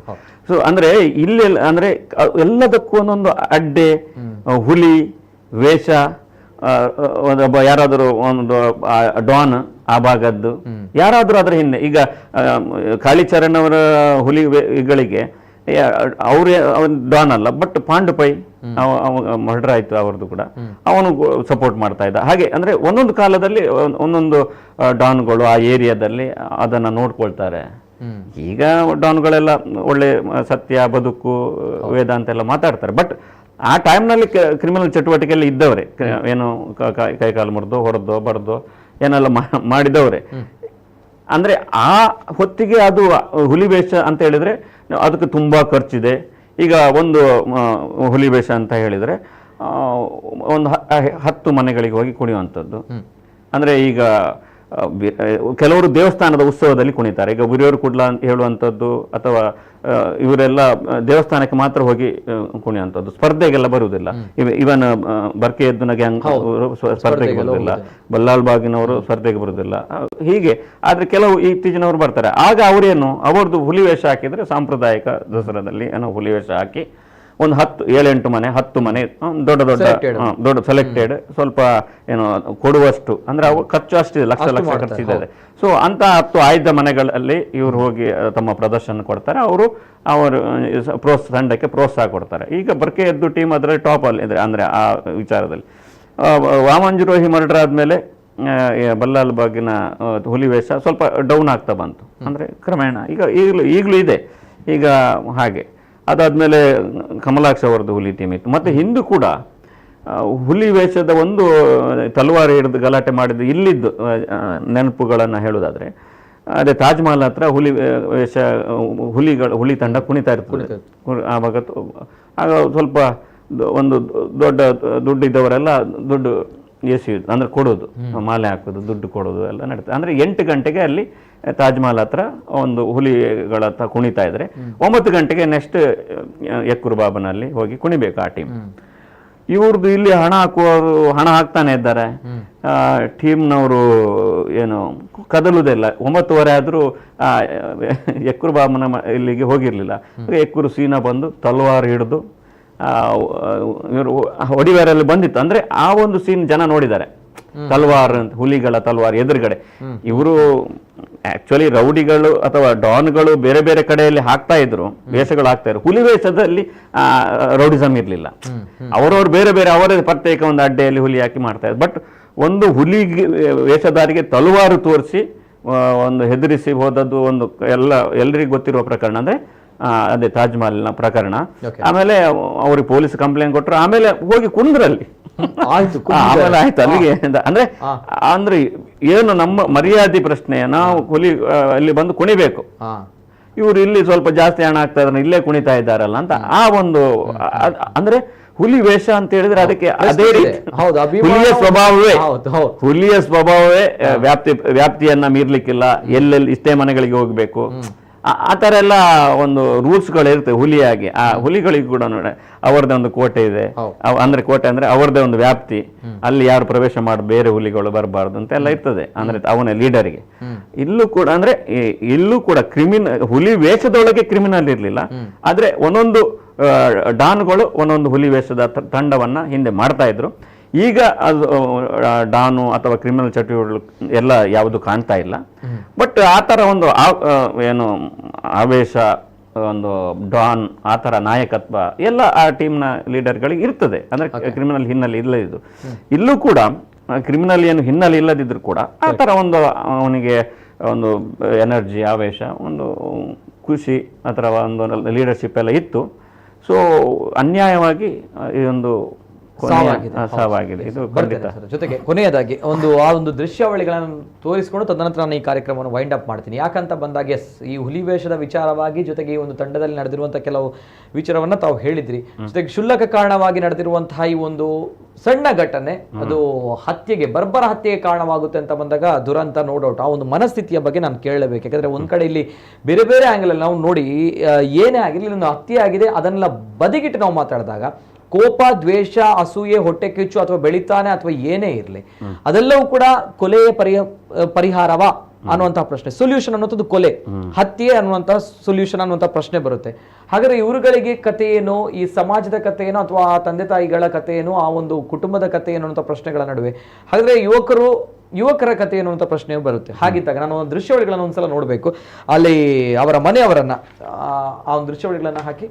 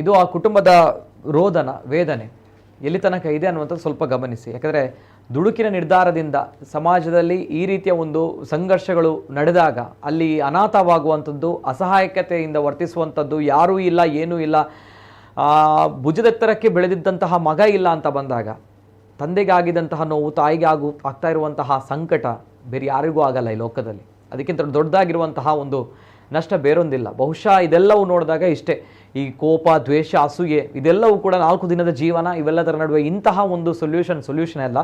ಹಾಗಿದ್ದಾಗ ಕೊನೆಯದಾಗಿ ಸರ್, ಅದೇ ಆ ಒಂದು ನೋವನ್ನು ನೋಡಿದರೆ ಹೆತ್ತವರಿಗೆ ತನ್ನ ಒಬ್ಬ ಮಗ ತನಗಿಂತ ಎತ್ತರವಾಗಿ ನಿಂತು ಸಮಾಜದಲ್ಲಿ ತಲೆ ಎತ್ತಿ ಬದುಕು ಸಾಗಿಸ್ತಾ ಇರುವಂಥ ಹೊತ್ತು, ಇವರ ಭಾಳ ಮುಸ್ಸಂಜೆಯಲ್ಲಿ ಇನ್ನು ಮುಂದೆ ಆ ಮಗ ನಮ್ಮನ್ನು ನೋಡ್ಕೊಳ್ತಾನೆ ಚೆನ್ನಾಗಿ ಅಂತ ಇರುವಂಥ ಹೊತ್ತಲ್ಲಿ ಆ ಮಗನೇ ಶವವಾಗಿ ಮನೆಗೆ ಬಂದರೆ ಅದಕ್ಕಿಂತ ದೊಡ್ಡ ನೋವು ಯಾವುದಿಲ್ಲ. ಅಂದರೆ ಬೇಜಾರಾಗ್ತದೆ. ಅಂದರೆ ಈ ಸಣ್ಣ ಪುಟ್ಟ ಕಾರಣಕ್ಕೆ ಈ ಮನುಷ್ಯರು ಈ ರೀತಿಯಾಗಿ ಮೃಗೀಯವಾಗಿ ಕೊಲ್ತಾರಲ್ಲ, ಅಂದರೆ ಸಂಬಂಧವೇ ಇಲ್ಲ. ಈ ಒಂದು ವೇಳೆ ಏನು 2,000 ರೂಪಾಯಿ ಹಾಕಬೇಕು ಅಂತ ಹೇಳಿದ ಕಾರಣಕ್ಕೆ ಹಾಕುವುದಿಲ್ಲ ಅಂತ ಬೈದು ಕೊಲೆ ಮಾಡಬೇಕಾದ್ರೆ ಇಂತಹ ಕಠೋರ, ಇಂತಹ ದರಿದ್ರ, ಇಂತಹ ಮನಸ್ಥಿತಿ ಇದೆಯಲ್ಲ, ಅವನು ನಾಮೇನೋ ಹಾಕೊಂಡದ್ದು ನೋಡಿದೆ ಫೋಟೋದಲ್ಲಿ. ಎಂಥ ಒಂದು ನಾಗರಿಕತೆ ಇವ್ರದ್ದು ಅಂತ. ಇದಕ್ಕಾಗಿ ಇಂತಹ ಮನಸ್ಸು ಸಣ್ಣ ಪುಟ್ಟ ವಿಷಯಕ್ಕೂ ಕೊಲೆ ಮಾಡುವಷ್ಟು ಬಂದರೆ, ಅಥವಾ ಇದರ ಹಿಂದೆ ನನಗೇನೋ ಡೌಟ್ ಇದೆ, ಇದರ ಹಿಂದೆ ಏನೋ ಷಡ್ಯಂತ್ರವೂ ಇರ್ಬೋದು. ಆದರೆ ಏನೇ ಆಗಲಿ ಇಂತಹ ಒಂದು ಕೆಟ್ಟ ಮನಸ್ಥಿತಿಯನ್ನು ಖಂಡಿತ ಕೊನೆಗಾಣಿಸಬೇಕು. ಅಂಥವರಿಗೆ ತಕ್ಕ ಶಿಕ್ಷೆ ಆಗಬೇಕು. ಅವರನ್ನು ಏನು ಕೊಚ್ಚಿ ಕೊಲೆ ಮಾಡಿದ್ದಾರಲ್ಲ, ಅವ್ರ ಪಾಪ ತಾಯಿಗೆ, ಅವರ ತಂದೆಗೆ ಎಷ್ಟು ನೋವಾಗಿರ್ಬೋದು. ಮತ್ತು ಇವ್ರದ್ದು ಹಣೆ ಬರೋ ಕೂಡ ಅಷ್ಟೇ. ಇನ್ನು ಇವರು ಜೈಲಲ್ಲಿ ಇದ್ದರೆ ಇವರ ಮನೆಯವರನ್ನು ನೋಡ್ಕೊಳ್ಳೋದು ಕೂಡ ಯಾರು? ಇವರಿಗೆ ರೌಡಿಸಮ್, ಹುಚ್ಚು, ಗಾಂಜಾ, ಕೆಲಸ ಮಾಡೋದು ದಿನಗೂಲಿ ಕೆಲಸ ಥರ ಇದ್ದರೂ ಕೂಡ ಇವ್ರದ್ದು ಈ ಥರ ರೌಡಿಸಮ್ ರಕ್ತದ ಪಿಪಾಸುಗಳಾದರೆ ಇಂಥವರಿಗೆ ಇವರು ಸಮಾಜಕ್ಕೆ ಒಂದು ಪಾಠ ಆಗಬೇಕು, ಇವರು ಹಾಗೆ ಇರಬಾರ್ದು ಅಂತ. ಆ ರೀತಿಯಾಗಿ ಕಾನೂನು ಅಥವಾ ಪೊಲೀಸರು ಇದನ್ನು ನೋಡ್ಕೊಳ್ಬೇಕು. ಮತ್ತು ಪೊಲೀಸರು ಕೂಡ ಇವತ್ತಿನ ಮೆರವಣಿಗೆನೇನೋ ನಿಲ್ಲಿಸಿದ್ದಾರೆ. ಯಾಕೆ ಹೇಳಿದ್ರೆ ಶವಯಾತ್ರೆ ಪ್ರತಿ ಕೂಡ ಸುಖಾನಂದ ಶೆಟ್ಟಿ ಕೊಲೆ ಪ್ರಕರಣ ನಂತರ ನಡೆದಂಥ ಶವಯಾತ್ರೆಯಲ್ಲಿ ಕೂಡ ಇಬ್ಬರದ್ದು ಗೋಲಿಬಾರ್ನಲ್ಲಿ ಇಬ್ಬರು ಸತ್ತೋದ್ರು. ಅಂದರೆ ಹಾಗಾಗಿ ಇಂತಹ ರೌಡಿಸಮ್ ಅಥವಾ ರೌಡಿಗಳು ಎದುರಾಳಿಗಳು ಕೊಲೆ ಮಾಡಿದರೆ ಇಲ್ಲಿಯ ಯುವಕರು ಕೂಡ ಇವ್ರ ಕಡೆ ಒಳ್ಳೆಯ ಯುವಕರು ಕೂಡ ಮತ್ತೆ ಅಂದ್ರೆ ಆಕ್ರೋಶದಲ್ಲಿ ತಪ್ಪು ಹಾದಿಗಳ ಸಾಧ್ಯತೆ ಇದೆ. ಮತ್ತೆ ಅದು ಇನ್ನೊಂದು ಫ್ಯಾಮಿಲಿಯ ಬದುಕು ಇಲ್ಲಿ ಒಂದು ಅಳು ಕೇಳ್ತದೆ, ಇನ್ನೊಂದು ಕಡೆ ಅಳು ಕೇಳ್ಬೋದು. ಅಂತ ಅಳುಗಳನ್ನು ಕೇಳುವಂತ ಅವಕಾಶ ಮಾಡಿ ಕೊಡಬಾರ್ದು ಎನ್ನುವ ಕಾರಣಕ್ಕಾಗಿ ಬಹುಶಃ ಪೊಲೀಸರು ಇದ್ದ ಶವಯಾತ್ರೆ ಅಥವಾ ಮೆರವಣಿಗೆಯನ್ನು ತಡೆ ನಿಲ್ಲಿಸಿದ್ದಾರೆ. ಇದು ಇದಕ್ಕಂದ್ರೆ ಪೊಲೀಸ್ ಇಲಾಖೆಯಲ್ಲಿ ಅಥವಾ ದೊಡ್ಡ ಒಂದು ತೀರ್ಮಾನ ಕೂಡ ಆದದ್ದಷ್ಟೇ, ಶವಯಾತ್ರೆಗೆ ಅವಕಾಶ ಕೊಟ್ಟರೆ ಭಾರಿ ಅದು ಇದಾಗ್ತದೆ ಏನೋ, ವಿಕೋಪಕ್ಕೆ ಹೋಗ್ತದೆ ಅನ್ನೋ ಕಾರಣಕ್ಕಾಗಿ. ಸೊ ಆ ರೀತಿ ನೆಲೆಯಲ್ಲಿ ಕೊಡದೇ ಇರ್ಬೋದು. ಆದರೂ ಕೂಡ ಮೆರವಣಿಗೆ ಮಾಡಿದರೂ ಕೂಡ ಅಥವಾ ಇನ್ನೂ ಏನೋ ಆದರೂ ಕೂಡ ಎಂಥದೇ ಪರಿಹಾರ ಕೊಟ್ಟರು ಕೂಡ ಎಷ್ಟೇ ಜನ ಬಂದು ಸಮಾಧಾನ ಮಾಡಿದ ಕೂಡಲ ಆ ಕರುಳ ಬಳ್ಳಿ ಕಡಿದು ಹೋದ ಮಗ ಅದು ಏನು ಒಳ್ಳೆ ಹೆಸರಿದ್ದು ಒಳ್ಳೆ ಬೆಳೀತಾ ಇದ್ದಂತಹ ಯುವಕನನ್ನು ಕಳೆದುಕೊಂಡು ಆಗುವ ದುಃಖ ಯಾರಿಗೂ ಬೇಡ. ನನಗೊಂದು ತುಂಬ ಇದನ್ನು ನೋಡುವಾಗಂತೂ ಅದು ಯಾರಿಗಾದರೂ ನೋವಾಗುವಂಥದ್ದೇ. ಅಂದರೆ ಅದಕ್ಕೆ ಈ ಸಂದರ್ಭದಲ್ಲಿ ಅಂತಹ ಕೆಲಸ ಮಾಡುವ ಯಾರು ಆರೋಪಿಗಳು ಅಥವಾ ಹಂತಕರಿದ್ದಾರ ಅವರನ್ನ ಏನು ಸಮಾಜ ತೋರಿಸ್ಬೇಕು, ಈಗ ಮಾಡಬಾರ್ದವ ಎನ್ನುವುದು ನೆಕ್ಸ್ಟ್ ಪ್ರೇರಣೆ ಆಗಬೇಕು. ಅವನ ಹಾಗಾಗಬಾರ್ದು, ಕೊಲೆ ಯಾರು ಮಾಡಬಾರ್ದು ಎನ್ನುವಂಥ ಅವರನ್ನು ಆರೋಪಿಗಳನ್ನು ನೋಡಿ ಕಲಿಬೇಕು. ಅಂದರೆ ಆ ರೀತಿಯಾಗಿ ಪೊಲೀಸರು ಈ ತನಿಖೆಯನ್ನು ಮಾಡಬೇಕು. ಮತ್ತು ಒಳ್ಳೆ ನಿಟ್ಟಿನಲ್ಲಿ ಅವರನ್ನು ಏನು ಕೇಸ್ನಲ್ಲಿ FIR ಚಾರ್ಜ್ ಶೀಟ್ ಅಥವಾ ಇದರಲ್ಲಿ ಬಲವಾದ ಸಾಕ್ಷ್ಯಗಳನ್ನು ಇಟ್ಕೊಂಡು ಅವ್ರು ಮತ್ತೆ ಬರಬಾರ್ದು ಹೊರಗೆ, ಆ ರೀತಿಯಾಗಿ ಮಾಡಬೇಕು. ಇದು ಬಹಳಷ್ಟು ಏರು ದನಿಯಲ್ಲಿ ಮಾತಾಡುವಂಥ ಶಕ್ತಿ ತಾಕತ್ತು ಸತ್ಯವಾಗ್ಲೂ ನನಗಿಲ್ಲ ಆ ಒಂದು ದೃಶ್ಯಾವಳಿಯನ್ನು ನೋಡಿದ ಮೇಲೆ. ಯಾಕಂದರೆ ತಂದೆ ತಾಯಿ ಆಗಲೇ ಹೇಳಿದಾಗೆ ಬಹಳಷ್ಟು ಕನಸುಗಳನ್ನು ಕಟ್ಟಿಕೊಂಡಿರ್ತಾರೆ, ಮಗ ಬೆಳೀತಾ ಇರ್ತಾನೆ, ಹೆಸರು ಮಾಡಿದ್ದಾನೆ ಅನ್ನುವಂತಹ ನಿಟ್ಟಿನಲ್ಲಿ. ಆದರೆ ಈ ರೀತಿ ಮಗ ಮನೆಗೆ ಬಂದಾಗ ಆಗುವಂತಹ ಸಂಕಟ ಏನಿದೆ ನೋಡಿ, ಅದು ಯಾವ ತಂದೆ ತಾಯಿಗೂ ಕೂಡ ಬೇಡ ಅನ್ನೋಂಥದ್ದು ಅಷ್ಟೇ ಹೇಳ್ತಾ ಇರುವಂಥದ್ದು. ಮಾತುಗಳಿಲ್ಲ. ಆದರೆ ಈ ಒಂದು ಹತ್ಯೆ ಏನಿದೆ ಇಡೀ ನಮ್ಮ ಕರಾವಳಿ ಭಾಗ ನೋಡಿದೆ, ಜೊತೆಗೆ ಬೆಚ್ಚಿ ಬಿದ್ದಿದೆ, ಜೊತೆಗೆ ಬಹಳಷ್ಟು ಹಪಹಪಿಸ್ತಾ ಇದೆ. ಏನಾಗ್ತಾ ಇದೆ ನಮ್ಮಲ್ಲಿ, ಯಾಕೆ ಇಂತಹ ಮನಸ್ಥಿತಿ ಇದೆ, ಯಾಕೆ ಇಷ್ಟು ಕಠೋರವಾಗಿದ್ದೇವೆ ನಾವುಗಳು ಅನ್ನುವಂಥದ್ದು. ಮನಸ್ಥಿತಿ ಬದಲಾಗಬೇಕು, ಇಷ್ಟೇ ಹೇಳ್ತಾ ಇರುವಂಥದ್ದು. ಯಾವುದೇ ಒಂದು ಅಸೂಯೆ, ದ್ವೇಷ, ಹೊಟ್ಟೆ ಕಿಚ್ಚು ಅಥವಾ ಕಾಂಪಿಟೇಷನ್ ಸ್ಪರ್ಧೆ ಅನ್ನುವಂಥದ್ದು ಏನಿದೆ, ಇದಕ್ಕೆ ಎಲ್ಲದಕ್ಕೂ ಕೂಡ ಕೊಲೆಯೇ ಸೊಲ್ಯೂಷನ್ ಅಲ್ಲ. ಜೊತೆಗೆ ಇದೆಲ್ಲವೂ ಕೂಡ ನಾವು ಯೋಚನೆ ಮಾಡಿದಾಗ ಆ ಒಂದು ಕುಟುಂಬದ ಕಣ್ಣೀರನ್ನ, ಕುಟುಂಬದ ದೃಶ್ಯವನ್ನ ಸ್ವಲ್ಪ ಕಣ್ಣ ಮುಂದೆ ನಾವು ನೋಡಿದಾಗ ಎಲ್ಲವೂ ಕೂಡ ಶೂನ್ಯ ಅನ್ನಿಸುತ್ತೆ. ಅಲ್ಲಿ ಆ ಒಂದು ಕುಟುಂಬ, ಜೊತೆಗೆ ಇಲ್ಲಿ ಆರೋಪಿಗಳಾಗಿ ಹೋದಂತಹ ಅವರ ಕುಟುಂಬವು ಕೂಡ ಬಹಳಷ್ಟು ಸಂಕಟವನ್ನು ಪಡುವಂತಹ ಪರಿಸ್ಥಿತಿ. ಹಾಗಿದ್ದಾಗ ಇಂತಹ ಘಟನೆಗಳು ಮತ್ತೆ ಮರುಕಳಿಸೋದು ಬೇಡ ಅನ್ನೋದು ದೇವರಲ್ಲಿ ನನ್ನ ಕಳಕಳಿಯ ವಿನಂತಿ. ಒಂದು ಜೊತೆಗೆ ಆ ಕುಟುಂಬಕ್ಕೆ ಈ ದುಃಖವನ್ನು ಭರಿಸುವಂತಹ ಶಕ್ತಿ ದೇವರು ನೀಡಲಿ. ಜೊತೆಗೆ ಅಕ್ಷಯ್ ಕಲ್ಲೇಗ ಚಿಕ್ಕ ವಯಸ್ಸಿನಲ್ಲೇ ಕಲಾಕ್ಷೇತ್ರದಲ್ಲಿ ಸಾಧನೆಯನ್ನು ಮಾಡಿದ್ದಾರೆ. ಬಹಳಷ್ಟು ಬೆಳಿಬೇಕಾಗಿತ್ತು, ಬೆಳೆಯುವಂಥ ಹುಡುಗ ಕೂಡ ಹೌದು. ಆದರೆ ಕಾಲ ಅವರ ಜೊತೆ ಇರಲಿಲ್ಲ. ಹಾಗಿದ್ದಾಗ ಅವರ ಆತ್ಮಕ್ಕೆ ಶಾಂತಿ ಸಿಗಲಿ ಅನ್ನುವಂಥದ್ದು ಅದನ್ನು ಮಾತ್ರ ನಾವು ಕೊನೆಯದಾಗಿ ಕೇಳಬಹುದು. ಇದನ್ನು ಹೇಳುತ್ತಾ ಧನ್ಯವಾದಗಳು ಜಿತೇಂದ್ರ ಕುಂದೇಶ್ವರಿಗೆ. ಧನ್ಯವಾದ ಸರ್. ಇದು ಇವತ್ತಿನ ವಿಶೇಷ. ನಿರಂತರ ಸುದ್ದಿ ಹಾಗೂ ಮನೋರಂಜನೆಗಾಗಿ ನೋಡ್ತಾರೆ ನಮ್ಮ ಕೂಡಲೇ ನ್ಯೂಸ್ 24/7.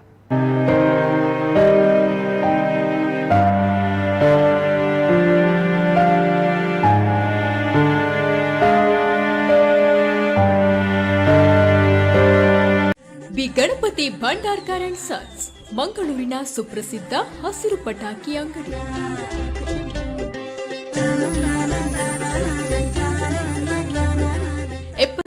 ವರ್ಷಗಳಿಂದ ಸದಾ ನಿಮ್ಮ ಸೇವೆಯಲ್ಲಿ. ಇದೀಗ ಹಬ್ಬದ ಸಂಭ್ರಮವನ್ನ ನಿಮ್ಮ ಕುಟುಂಬದ ಜೊತೆ ಸಂಭ್ರಮದಿಂದ ಹಂಚಿಕೊಳ್ಳಿ.